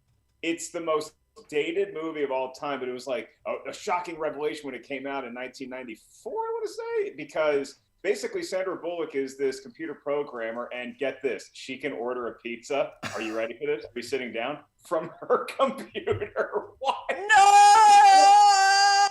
And so anyway, so her world is turned upside down because somebody's stealing her identity, and it all is because this floppy disk with all this code fell into the wrong hands. So we have to go get that one floppy disk, or else all is lost. It's great. Dennis Miller pops up. It's crazy. Ben, Mark came back just in time to revive the Sandra Bullock pun, so thank you so much for starting damn it, that. I missed it, Mark. Yeah, you missed it. He came in with the net. He came in with the net. You know, Wow. Ben, I got to say, between the gray pullover you have and your hair, you look like one of the future minions from Bill and Ted's Excellent Adventure. Oh, thank you. You Minions, look like you're nice. from 500 years in the Interrupting future. Ellis Zack is donated compelling. $20. Yes! Hello again, my old nemesis, baby carrots. Did you miss me? That was it. There we go. No, the answer is no. I did not. Wow. But I'm glad that y'all are contributing to the show because Steph's doing a great job hosting, and I know I'm late to this party as well, but congrats to the World Girls on an incredible live, really con yesterday because it was entertaining throughout, and I'm glad so many of our family and friends could have popped on there. And it's good to see everyone. I haven't seen Alex and Ben. It's like... It's been a while. The other guy, Hey, you know, yeah. it's good to see everyone. Yeah. Well, thanks for coming, Mark. The roast was a hilarious and definite highlight of the day. And to remind everyone, at 600, Brett will be hosting again. And then what did we set for a whole week, Brett? Well, 1K for 2 days, 2K for a whole week. 100% this is going to happen within 15 minutes. Everybody loves me is what I tell myself every day. And just for the audio listeners, let's see. There you go. Equus. I just want to remind everybody of the thing I just learned. Yeah, great seeing you, Mark. I know there's some exciting stuff that's going to be happening here in about 5 minutes that we're What are you? Yeah, exactly. Are you okay, Brett? I've never been okay. Ben. Check on your friends. Ask how they are. Just a simple question. Yeah. Alex, what do we have next? Justin Square says, tried to give you warning, but everyone ignores me. Told you everything loud and clear, but nobody's listening. Thank you I very feel like I'm much. the Happy only Monday, one- SEN crew. Yeah. Thank you so much for that. But what song was that? I feel like I was on a different planet than all of you. Linkin Park, dog. Oh. Yeah. Oh. Meteora. Linkin Park, bruh. My bad. Sing My Don't bad. Meteora, Linkin Park. Yes, Alex. Oh, what's next, Alex? All right, Dildo Baggins says, hello everyone, NBA talk. I think Brett needs to go to the bathroom. Alex, how about them Lakers? Jamal, your overrated Sixers almost lost to the frickin' Knicks last night. Well, they Can we didn't. get Ellis's thoughts So- on the state of the Nets and Lakers injuries? Thanks. Yeah, it's crazy how much my mind has just been inundated with college basketball this entire weekend. I didn't realize until this morning at 5 a.m. I couldn't sleep. So when I can't sleep, I treat myself to McDonald's breakfast. So I was at the That'll McDonald's put you to sleep. drive-thru at 5 a.m. and I was looking at ESPN.com. And that is how I knew LeBron has a high ankle sprain. Then I saw the injury. Any other player that ends their season, he's just an inhuman. He's on another level of greatness that's going to keep him sidelined for a month. So the Nets, I hate to say it, might be the favorite to win the championship. Okay, so Mark, what are social media interns at Bleacher Report, Ball is Life, and SportsCenter gonna do? Because LaMelo Ball and LeBron are both out. Who are they gonna tweet about 90 times a fucking day? Yeah, they really need Kyrie Irving to start burning sage again or do something. Yeah. LaMelo's out too. Mhm. Yeah, broken wrist. Yeah, that's a bummer. He was playing well too. Was that after he said he didn't care about playing LeBron? Or before? That was so shady. I never pay attention to the drama, but I was like, you're gonna get hexed, bruh. And I'm just saying. I think that comes from his dad, because I think his dad claimed that he could beat Michael Jordan or LeBron James in one-on-one, and so I think that his dad just kind of funnels some of that crap into his kids. Yeah, he's a really sweet guy. We do know they couldn't beat Joel Embiid, who you also omitted by saying who's out and who people are not tweeting about, Ben. I do think that's another... She belongs on that Mount Rushmore of people that are hurt right now. But yeah, the Sixers have been really stressful to watch. In fact, Mark texts me sometimes and like makes my day. But last week when they were playing the Bucks, I had like almost a heart attack because it went into overtime. And the same thing happened to me last night. Yeah, everyone has to know your friends and know what your friends can take. Like for me, I think most of my friends realize if the Washington football team loses, I don't want your text. I don't want your text making fun of me. I don't want your consolation text. I don't want you to say I'm here for you. I just want to be alone and I want to walk the dog for an hour. I did text Ryan after they lost to the Bucks in overtime just to make sure he was okay. And that's how I check in on people, unless that people is a Cowboys fan like Ben. I think Ben and I might have had a conversation in the first quarter of the Thanksgiving game between Dallas and Washington, and then we just Mark was smart enough, and I respected it. And I didn't text Mark like when we beat him the first time, and then because it was a great game of two really bad teams in the first half, and then after Thanksgiving dinner, I turned on the TV and we were losing by 20, and I didn't hear from Mark for the rest of the day. And I needed that. I was just like, nope. Yeah, I give you your space. Oh my God. Right, is there a stereo after show today? Yes, there is, Steph Sabraw. It's with Kristian Harloff. He's back, ladies and gentlemen. I love to do stereoids like this. At 12:05 today, we're going to be talking everything SCHMOEDOWN, probably, and I'll be trying to chime in and give my opinion. But no, come on, join the party. Send us your questions. Send us your impressions. We have a lot of fun on there, and it's basically just a party.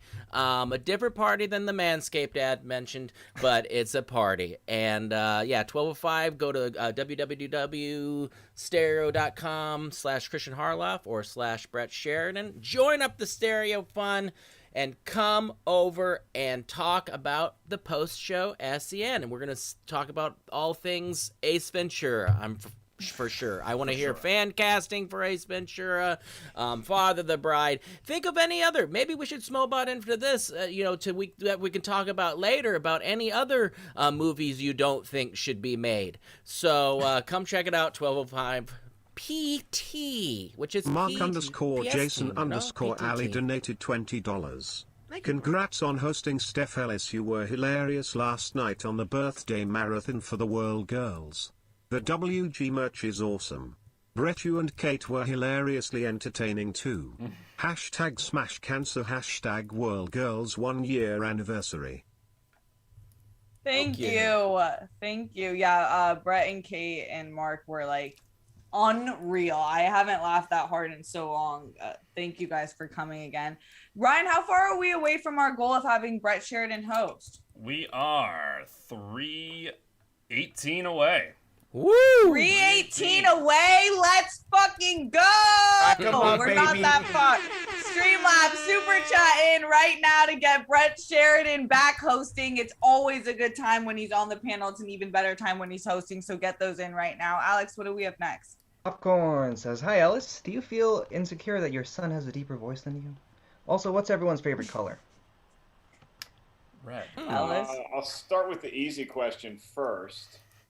My favorite color is the green lightsaber that Luke has in Return of the Jedi. That's my favorite color. followed closely by the blue lightsaber that he inherits from his father that may have killed some kids back in the day. As far as my son, I think every parent wants for their son to surpass them in all phases of life. And so the fact that Ryan might have a slightly deeper voice than me means that I am procreating in the right way and that I am propagating the species bigger, better, swifter, higher, strong.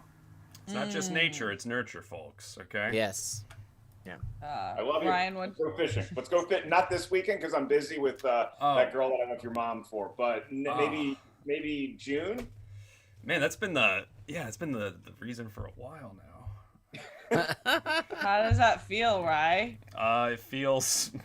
It makes me feel like my favorite color, which is red. I am mad. What is the tier? How much money do we have to make for Steph just to give me and Ryan father-son therapy for 2 hours? That's the entire show one day. Oh my nice. God. Yes. Wow. Not to That's throw the- shade, but it'd be a better therapy session than Falcon and the Winter Soldier. But I would love to do that. I would love to do that with y'all. That would really be the fun. best. So Ryan's red. My favorite color is green. I guess it should have been the lightsaber choice, but it's just a nice emerald green. It's a good shade of green. That is. Ben, what's your favorite color? I gotta sneak out for just a sec because my daughter Not Ryan Saberly donated $68. It's 2:30 a.m. here. Good night, maths debaters. Math debaters. Good night, and thank you for that donation. Thank you Yes. for that. That's awesome. Mark, where are you going to get Ryan's mom? Or No, what did you say? Ryan's sister. I haven't spoken sister. to Ryan's mom in quite some time. So I am going to go rescue Ryan's sister, but I'll be back in like 2 seconds. I can hear He's Okay. leaving Oh. like he always does. I don't know if this is a promise or a threat, but Kristian said at 600 he'll pop in the show and disrupt the meeting he's in right now. So let's Oh my see God. if we can get to that one. And then I'll host on top of it. On top of it, we have Gosh. so many goals today. So many goals. Keep sending in the super chats and Streamlabs. Whatever you can give is so appreciated. But we have to reach that 600 goal. Oh my God. Ollie, the chunkster. Ollie. God. Wow. Should have saved that for the $600 goal that Molly would come on camera. She just said you really know how to pose her well. Sometimes I do, and sometimes I don't, because if I hold her the other way, she literally just looks like a slug, like like a mini Jabba the Hutt. But this way, this is her good angle, and so. Does she like? But not for the Can camera you now. cradle her or no? Is she one of those dogs who doesn't like being on their back? Oh, No, Molly, what's it like being I can held by cradle your her, but father? that's when she just gives up and just is like, ugh, so not the sexiest look. Yeah.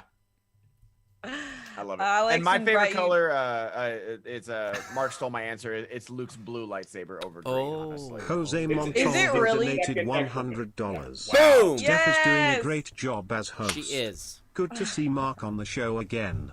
Mark, without spoilers, how surreal was the Star Wars match? I want to see Brett host again. Thank you. Me too. The Star Wars match that we Wow. had for the pay-per-view on Friday was one of the great events I've ever witnessed in not just SCHMOEDOWN history, but in the history of sport. And I don't just say that because the final score is also a Van Halen album. It was that good. It was that tense. And this is one of the two hosts calling the match. Like, it was so cool to have a front row seat to something like that. Yeah, I was just telling Ben before you came on, Mark. I think it's my new favorite match. I honestly think just the back and forth, sheer knowledge. You guys gotta check it out. Yeah, the rest of that night, I kept thinking, like, if that was a live event and we were in front of like a big arena full of people, and we did the speed rounds where you with the buzzers, and I'm just thinking, like, that's the only difference that you could have possibly had. And so the Ken Knapsack Sam Witwer Iron Man Star Wars match was great because the Iron Man format just builds so much drama right down to the wire. But as far as a display of knowledge and endurance, this one takes the cake. was Mark, I'm so assuming, good. I didn't see it, but I'm assuming you're talking about 5150 and not 1984. That would have been a... Not quite as close of a score. That would have been not good. So good. And thank you for that generous donation. Alex, what's next?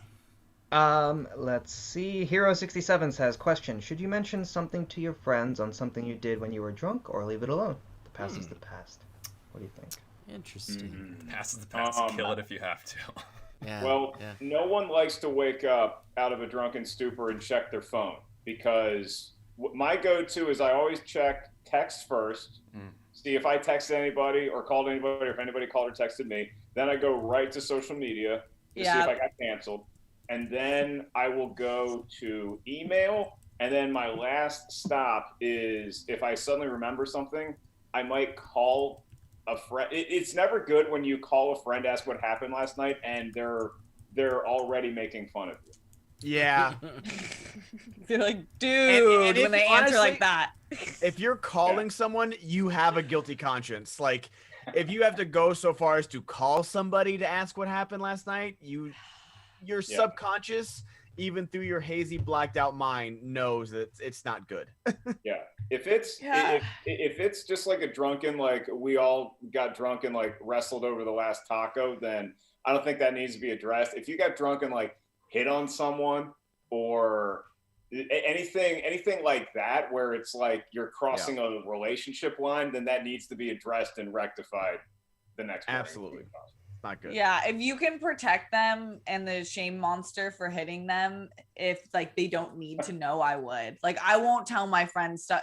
If I'm like, they didn't harm anyone, I'm going to keep it a secret, no judgment. Like, oh, this is the biggest secret I have of a friend. In college, she came knocking on my door at like 3 a.m., just blacked out, belligerent. She's like, can I sleep here? And I'm like, yeah, sure, come in. This bitch at 4:30 a.m., I hear her wake up, like walk to the edge of the bed. She had thought that she had walked and reached the bathroom. So she's sitting on the edge of the bed and just starts peeing. And I'm like wide awake, hearing about a 45-second water stream run down her legs to my fucking wood floor.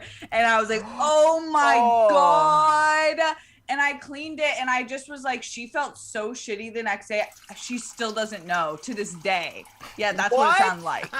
She still doesn't know. I just felt so bad that there was she just had a bad week, so I shielded it from her. She didn't need to know that. So I'll keep her name. Steph, for those in glass houses, don't throw poop. You can see that Kong versus Godzilla coming up. I had a friend once who shall remain nameless, but we were all staying at this this sort of beach house, and I don't know if the bathrooms were taken up or he was too drunk to make it all the way to the bathroom. But when all of us were passed out, at least I was, he somehow managed to get to the kitchen, and he found this giant, like a bowl you'd put like chips in for a party, and managed to puke in that because he couldn't make it to the toilet. Had no idea. So one of our other friends woke up early the next morning and saw the puke bowl, and we referred to it as the puke bowl for the rest of the week. He had no idea that he was the one that puked in it. We all knew it was him, but nobody ever told him because we were just laughing so hard every time we referenced the puke bowl. So, listen. Sometimes you gotta shield them. We've all peed in a drawer of a frat house's bathroom before. Right. It happens. If you gotta go, you gotta go. If you don't know the guys, it's perfectly okay. Oh, come on, people. It's 2021. God. Get used to it. I feel like peeing in a frat house drawer is an acceptable place. They deserve that a little bit. It was, I mean, it's not going to make it any messier. Like, yeah, exactly. Frat houses are so fucking gross. I think I cleaned the drawer, if you ask me. Oh. Sterilized it. I mean, men's pee is actually sterile. So, I did kind of, help them out, is what I tell myself when I try not to think about this. And can I say something? I feel like you're a hero, especially if one of your friends was in that drawer who had just gotten stung by a jellyfish. Yes, I'm there. I'm there because I always have pee available. We know this during the show. Here's my drawer of pee for you. Just get it right in there. Look, if anybody watching right now has what's the craziest place you peed? Send in one of the robots and tell us the craziest place you peed. If anybody can beat Ozzy Osbourne, who one time got arrested because he was peeing on the Alamo. He was drunk. It was dark. He had no idea this was the Alamo. Wow. He peed on the Alamo. He got arrested, and he was not allowed back in San Antonio to perform concerts for like 20 years. Good. No way. Yeah, I want to hear pee stories. Come on, I really do. Release the pee tape. Lost City of Pee. Send it in. 700. I'll tell a poop story. On the way to a choir concert. 7 a.m. Long stretch from the part of Nebraska I went to school to Lincoln. Let's just say, whiskey before a choir concert. Not a good idea. Wow. So how far away are we from 600? We are for $600 Sheridan away. Hosting again. 600. Nice. That's okay. I like an underdog story. Money. Yeah. How are they doing this? declined. They're taking money away. As soon as we announced the goal, it just got rescinded. Okay. So we'd be 240 away from 700. We're 140 away from 600. Amazing. 140 away. Streamlabs super chat in whatever you can. Alex, what do we got? Next thing we got is from Jamin John asking, can Thanos survive Darkseid's Omega Beam at its full power without the Infinity Gauntlet? I don't know. It's a good question. Google it. Google it. Google it. Okay. Hey, bro, Google it. I am gonna Google it. Oh. Okay, while you do that, Pleb Gamer RNG says, how was the monkey versus Chonky Lizard? Was it good? Kong is gonna get golden fur, which is known as Super Saiyan. Oh, okay. Oh yeah, I got Kong. You got Kong? I got Kong. I'm probably going dark for about 10 days. This is probably my last public performance until after I see the movie, because I don't want to get spoiled. And I just don't. I'm a little nervy of the culture right now on social media. I saw everybody giving their Snyder cut. Tori X Rose donated $20. When I was a kid, I had a friend who would pee whenever she laughed hard enough. I hope she's doing well. Yeah, are you guys laugh peers? I've never peed like that sounds like a thing. Like I've never even I've laughed very, very hard and I've never come close to peeing myself. Well, Steph, you do know that that is something that's in your future if you have children. I heard. Yeah. But you gotta Kegels, man, for everybody. Kegels. Everybody needs to do those Kegels. I'm doing them right now. Yeah, you got to strengthen the pelvic floor. Yeah, you have no idea. I've been doing it the entire show, just a consistent clench. $1,000, I'll do Kegels for the rest of the show. I have not peed a lot. I peed a little, like if I laugh really hard. Not often, probably like 5 times in my life. But you have to like you had to have needed to pee before it happened. Mm-hmm. Yeah, I'm not a peer laugher. I'd be more concerned of the posterior of the laugh fart combo. Mm-hmm. It's kind of like the sneeze fart. Like remember in school when like you're like, oh shit, I'm gonna sneeze and I gotta deploy and it's just gonna come out both and hopefully at the same time so nobody hears it. Yeah. No, I'm the only one. Wait, we asked this question and would you rather yesterday? Would you rather what was it? Burp every time you cry or fart every time you laugh? Ooh. Burp. Would you rather burp every time I cry? Yeah. Or fart every time you cry? Or fart every time you laugh or burp every time you cry? That's an easy one. Burp and cry. I don't cry that much. I don't know. Oh, braggart. You're tough, Mark. God. Yeah. The things that make me cry are super embarrassing. So like I'll get the burps if I watch that Applebee's commercial where the coach gets retired and they ask him to hang up his own framed picture at Applebee's and they're like, hey coach, congratulations. Like that.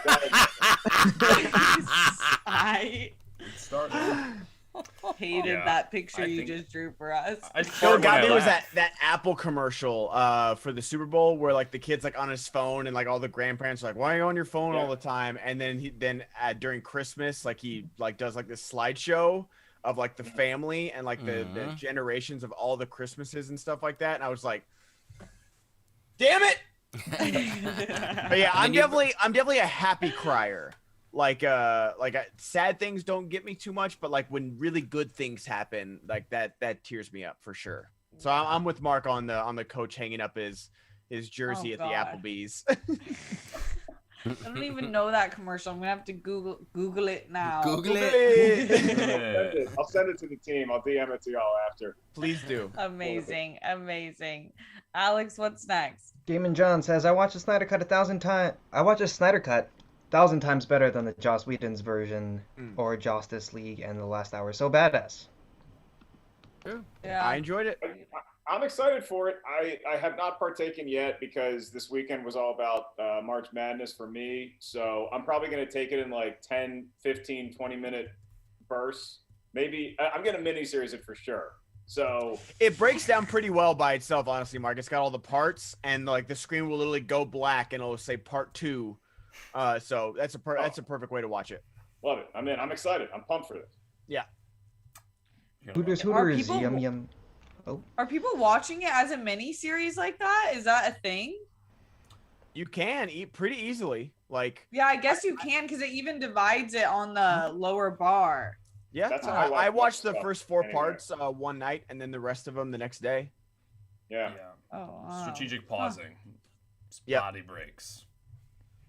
I do think it being on HBO Max is like it would do much better there than it would like in theaters. Like just like the 4-hour runtime is very daunting, but with like Kristian was saying, like with being online, it's perfect. It's great. Yeah, it worked out perfect. Mm-hmm. Alex. Hooters, yum yum yum. Says Son of Ace Ventura is a thing.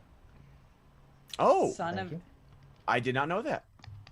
Ace what do you Ventura mean? 3 rumors today, Mark. What we were talking about earlier. Yeah, I saw Collider tweeted something over the weekend about Ace Ventura 3, and I was just like, anybody who has that idea, I need to call a meeting and get them all in a room and put on Dumb and Dumber 2 and say, is this what we're going for, guys? Like, I laughed a couple times at Dumb and Dumber 2. I appreciated the effort. I just, like, we don't need, I love when Michael Jordan came back and played for the Wizards because he wanted to keep playing basketball. I thought it was awesome. I don't necessarily need to see this, though. You know? Yeah. Yeah. Okay. I feel the exact same way about that. Ryan, where are we at now on our goal? We are 100 away from our 500, and then we are 100 away from 500 and 200 away from 600. Woo! So we're at 400. From Brett. Yeah, from Brett Osteen. Man, killing it today, folks. Killing it. Monday mood. Alex, what's next? And it's not for lack of trying. Steph is doing a great job, people, and I love that she's hosting. And I want to see this more. We have like 9 goals set up for $600, y'all. Yeah. 9 goals. Google it, y'all. Come on, Google it for Steph. No, it's hard. It's a Monday. I get it, but send in whatever you can. It's always appreciated. Alex. Okay, so next? I do have an answer real quick. Apparently about Thanos versus Darkseid. Okay. So this guy went on a full on like just breaking down the evidence, and apparently there's a version of the comics of King Thanos who can one punch Galactus, who's like this crazy strong, powerful being in Marvel. Like one punched him, done and done. And regular Thanos is said to be as strong as King Thanos because he said he was holding back the first time they fought. And so if regular Thanos without the stones is as powerful as King Thanos, he can easily survive the Omega Beams and beat Darkseid. Okay. Easily? So if base current unamped Thanos is just as powerful as King Thanos, then he should have no problems surviving the Omega Beams. No problems is the key word here. No problems. And he has comics, like he's got like sources cited and everything. What Believe website is that? I think it's on Reddit. How do people do this? I don't know, man. understand It's the insane. science behind this. Whatever. Yeah. It's like, Alex, are you still here? Yeah, I can't even edit my wedding video from 17 years ago. I don't know how, like, who does this? it's like when people break down the science of Star Wars or Star Trek, where it's interesting for like a paragraph, then you're like, okay, laser beams wouldn't make noises in outer space in real life. Okay, Yeah. Thanks. okay. You're at some point, science is just. I love science. It's great. I support the vaccine. At some point, science just ruins fun in movies, though. So I don't need it to translate over into the crap I'm watching for my entertainment. Yeah. Who do you Okay. have in Kong vs. Godzilla, Mark? Kong, he's Anarchy more athletic. 1408 donated $20. What's Oh. the square root of 69? It's something. What do you get when you cross a puppy with a potato? A dictator. It was sorry, totally botched his joke. I was like, What do puppy you with a get when you potato? cross a dick with a potato? A Ryan dictator. Payne donated $100. Damn! Darth Sabraw. I do anything for my master. Oh, Darth Oh, Sabraw. my. I've taught you well. Thank you, Ryan. Love you always. Okay, good. Well, let's get to 600 because I actually am really trying to see Brett host. I know I am everyone's too. obsessed with him. When we had a ladies' week, everyone kept saying, we love you guys, but we actually miss Brett. And I agreed Aw. with them. And watching him host is the most fun thing. So get those in. Let's get to 600 and beyond. Alex, where are we? Embers says. I need Mark to finish his Kong thoughts because you Oh, got yes. interrupted. Oh, Yes, you But did. that's okay. I just think Kong is more athletic, more endurance, and honestly, Kong is just better rested than Godzilla. I mean, the hell that Godzilla went through in King of the Monsters. He's a tired Godzilla. And to be honest, I rewatched King of the Monsters for Rotten Tomatoes is Wrong a couple weeks ago. Godzilla really didn't bring his A game for a good chunk of that movie until he had a nuclear defibrillator revive him. So I feel like Kong is primed to just, this is what happens. It's like Kong is going up against Godzilla if Godzilla is an older Muhammad Ali. Respect to the champ, but you're not your prime anymore, God. The So, disrespect you are putting on this man's name, I will not stand for it here. I thought you were a Kong guy. good thing you're No, sitting bench. Not even close. Not a Kong guy. I swear to Oh, He's Bring- like, I bring me swear on to your God, Rotten Tomato- Mark. you need to bring me on your Rotten Tomatoes show, and we will go at this properly James because I will Hawkins bring the donated science $50. on your Hey, monkey Stay ass super Thank free. you. Ben eats mountain lions for breakfast. for Cleveland breakfast. Browns your dick. Cleveland Browns Wow. get big. We're almost at that 600. Keep it going. Thank you so much. Mark just came in with points, though. Points were made, Ben. I Okay, can't disagree yes. with him. Kong has a better NFL combine than Godzilla. Congratulations. You know, when they get on the field, that's when it matters, baby. That's when And it we'll fucking see. matters. Yeah. We'll see. I feel like I Kong love- can just keep raining haymakers all day. Godzilla basically, and it's one of the coolest gifts you'll ever see, is that he lights up and he's got his nuclear blast. If he doesn't hit right in Godzilla's heart with that first nuclear blast, Godzilla's just like, you got to admit, Ben, Godzilla not in the best of shape. Kong ripped, shredded, ready to become king. Godzilla took on the two Mudos or whatever the spider things are in the first one. 2v1, no problems. Second one, again 2v1, and wins again. Yeah, he did great. And you know where Kong was? He was in the cryo chamber. He was in he was taking an ice bath. He was resting. He Rest didn't versus fall. Rust, Mark. Rest versus Rust. Which one is it? Wow. When Peyton Manning sat out for the Colts before the playoffs, they lost first round. That's what I'm saying. That's true. I don't think King Kong has Mike Vanderjack kicking. For him. Right. Wow. That was entertaining. Oh, thank you for that lively debate, Alex. All right. Dip and Wipe says, "Hey Alex, Oh. how was your South by Southwest this year? I ended up watching 40 movies this year. What were some of your favorites?" Wow. Steph, do you mind if I do a little South by Yeah, Southwest corner go here? ahead. Okay, Yeah. okay. So I'm I saw. you doing it, Alex. I'd rather not. Yeah. Oh. Yeah. Ryan, Actually, let's Alex. get him out of here. Bring it on. Hey, don't interrupt Anarchy Alex with money. 1408 donated $20. My wife told me she'll slam my head on the keyboard if I don't get off the computer. I'm not too worried. I think she's joking. Kvarkly nem dotten bzio out 78 of 87 far fate. That was That good. was Oh. really, really fucking funny. Wow. And it wouldn't have been as God. funny if it wasn't read out loud too. Yeah, yeah. Schmobot Yeah, read that was perfectly. good. Thank you. We're almost at our 600 goal, so keep Come it on. going. Alex, continue All right. with your review. Welcome to my corner. I have 6 movies that I want to shout out, and I want to read the synopses to you guys, and I want to get your takes on whether give me a thumbs up or thumbs down if I like them or not. Okay. What do you think what do you think what I thought of them? If I liked it or if I didn't. The first one is called Recovery. The synopsis is 2 directionless sisters brave a cross-country road trip to rescue their grandmother from a COVID outbreak at her nursing home. Hated it. Sounds like a Eminem album. Any other thoughts? Any other I guesses? think you didn't like it. Oh, we're guessing what you. Yeah. I think you Thumbs loved down. it, Alex. Down. And I think you letterboxed it high. Yeah, Ryan, you can't cheat. I can't cheat, okay. Yes, Wow, I did letterbox it don't- high. This was probably the first this is the first COVID era movie that is actually very funny. Great jokes, great bits. Check it out. It's called Recovery. I don't know if it's picked up yet, but check that So out. we have insider trading on Alex's thumbs up and thumbs down from Ryan Nilsen. Yeah. That's right. Invest while you can, while Healthy. it's low. Typical Philadelphia fan. Yeah. I wish they did more of that. What's next, Alex? All right, next one is called Best Summer Ever. The synopsis is a fresh and exhilarating tale on the beloved teen musical genre, featuring 8 original songs and a fully integrated cast and crew of people with and without disabilities. You love Thumbs it. up, thumbs down. Thumbs up, thumbs You down. love it. Thumbs up. I give it a thumbs like to the, what is this, 75%? It's very good.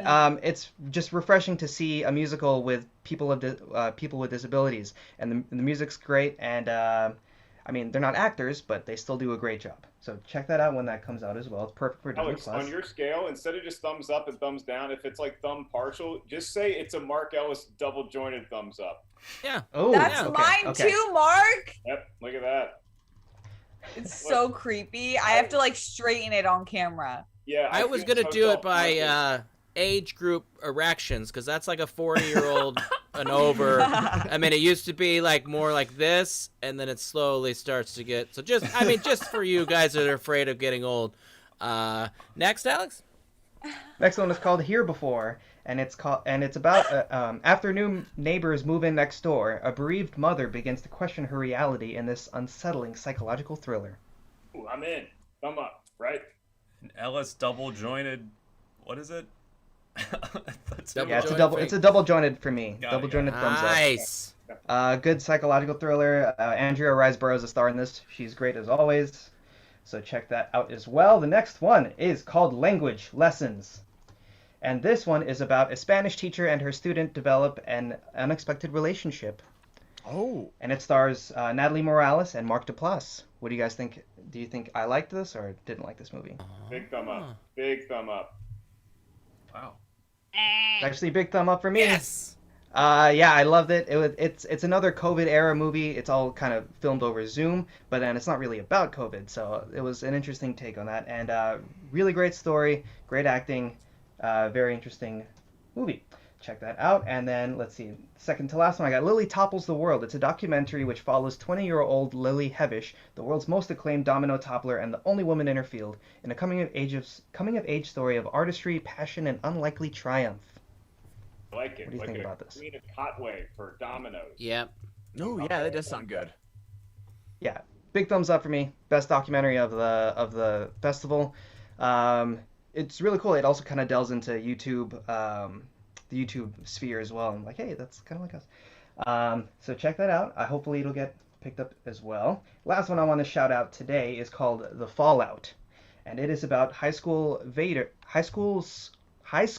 Veda navigates the emotional fallout she experiences in the wake of a school tragedy.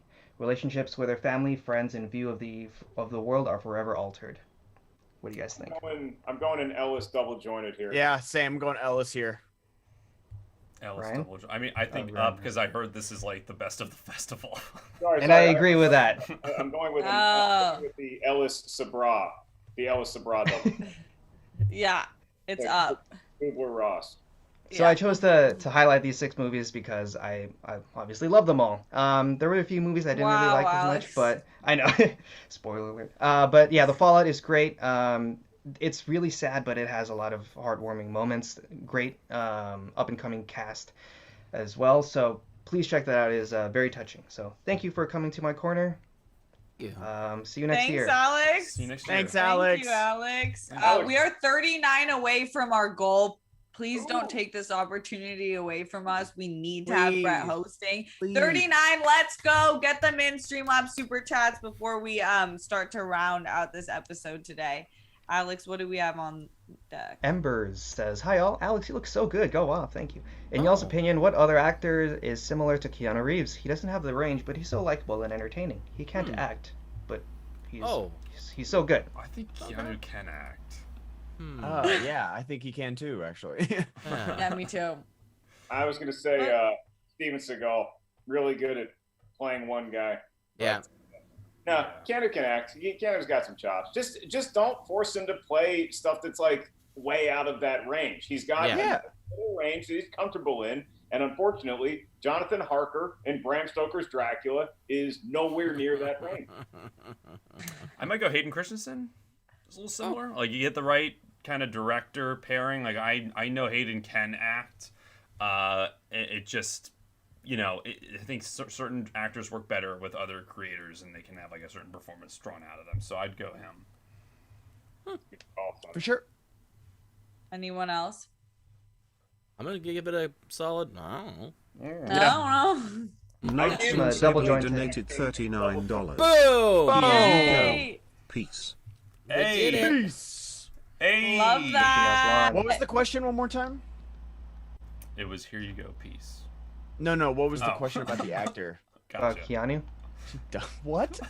that was a Streamlabs. Sorry. What We're actor? very tired, Joe. Yeah. What other actor is similar to Keanu Reeves? Oh, okay. Christian Slater, maybe? Did someone say Christian Slater?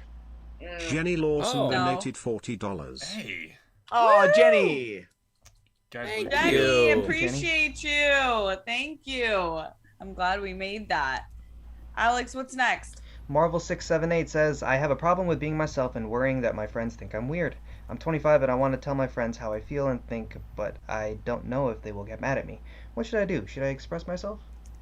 Yep. Yes. Yes. Please. Everyone deserves freedom of expression, 100%, especially if you're not harming anyone. And if your friends don't like you how you are, then seriously fuck them. And you'll find people who love you.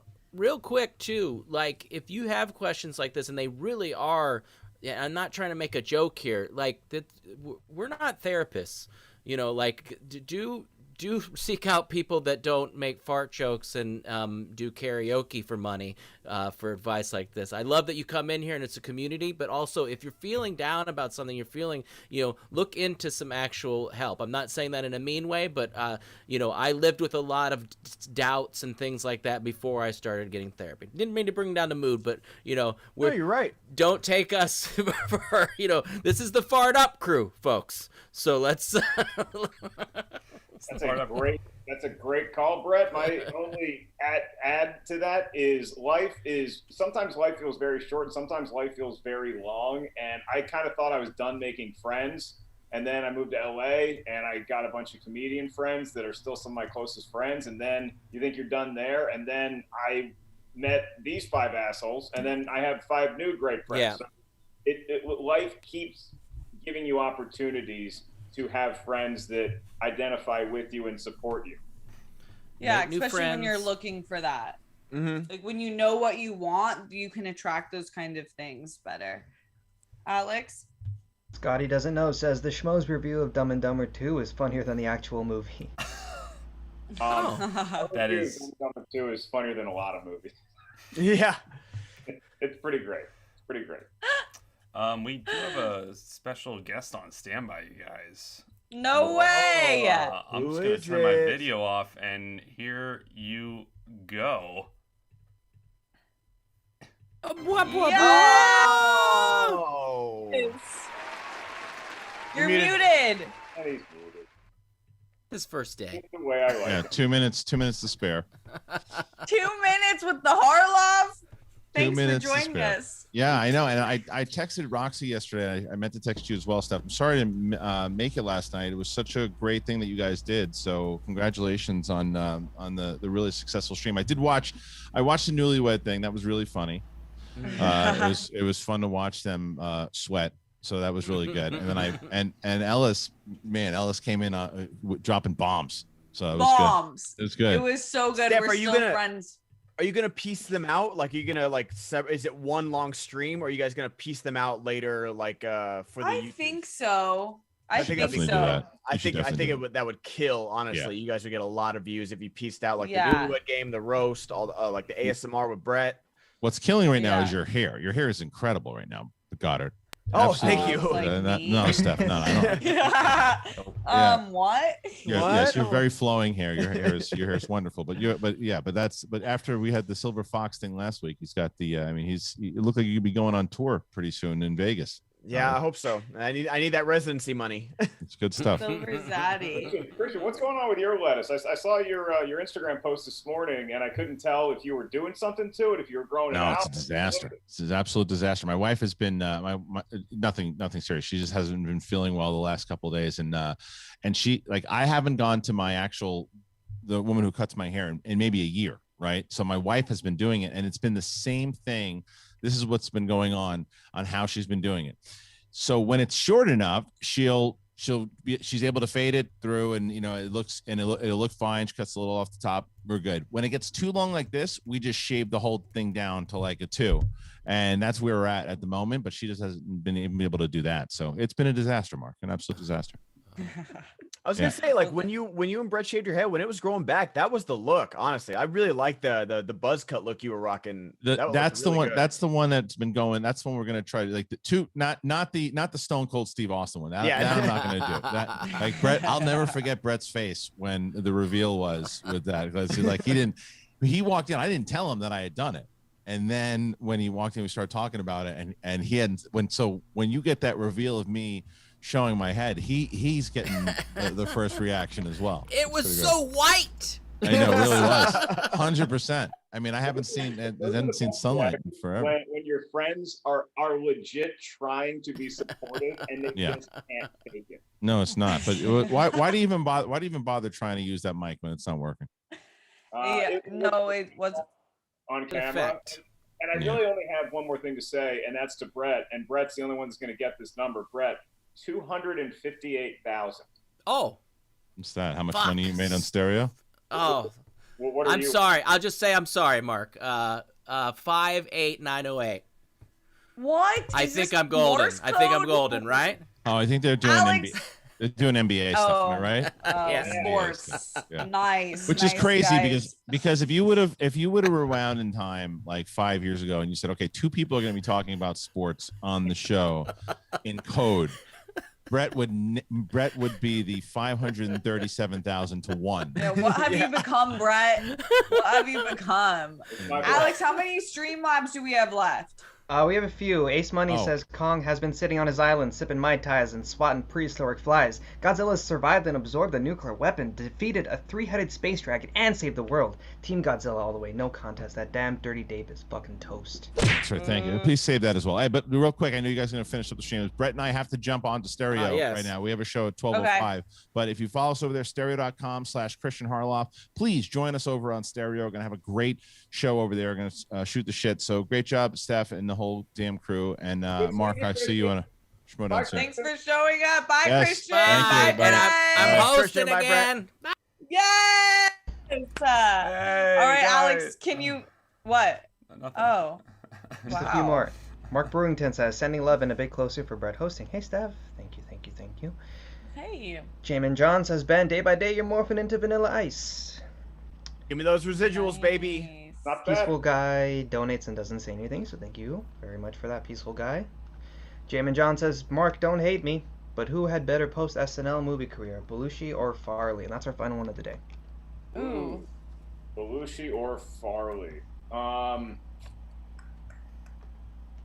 That's tough. I would have to give the slight nod to Belushi only because he had a little more time post SNL than Farley did before he passed away. And so Belushi was able to kind of dip his toe in the dramatic acting waters, which he could have been a powerhouse dramatic. He could have had an Oscar when it was all said and done. But the fact that you made hits like Animal House and Blues Brothers, Tommy Boy's great, Black Sheep, Beverly Hills Ninja, okay, we didn't really get to see the greatness of Farley as much as we saw the greatness of John Belushi.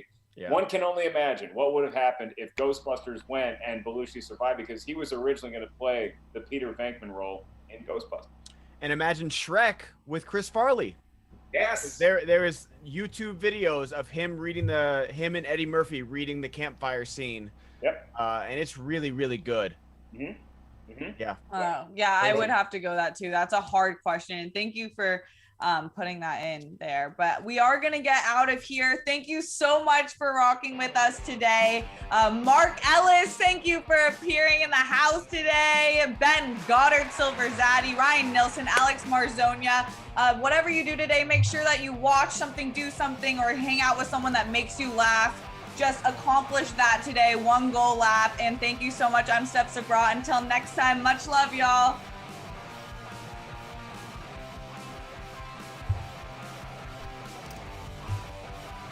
And hey, if you love SCN Live, make sure you check out Dan Murrell's podcast, All My Movies, where each episode he pulls a movie from his personal collection off the shelf for a deep dive into the stories behind how it was made and what these movies mean to Dan and film lovers everywhere. It's Wednesdays, 4 p.m. Pacific Standard Time, y'all.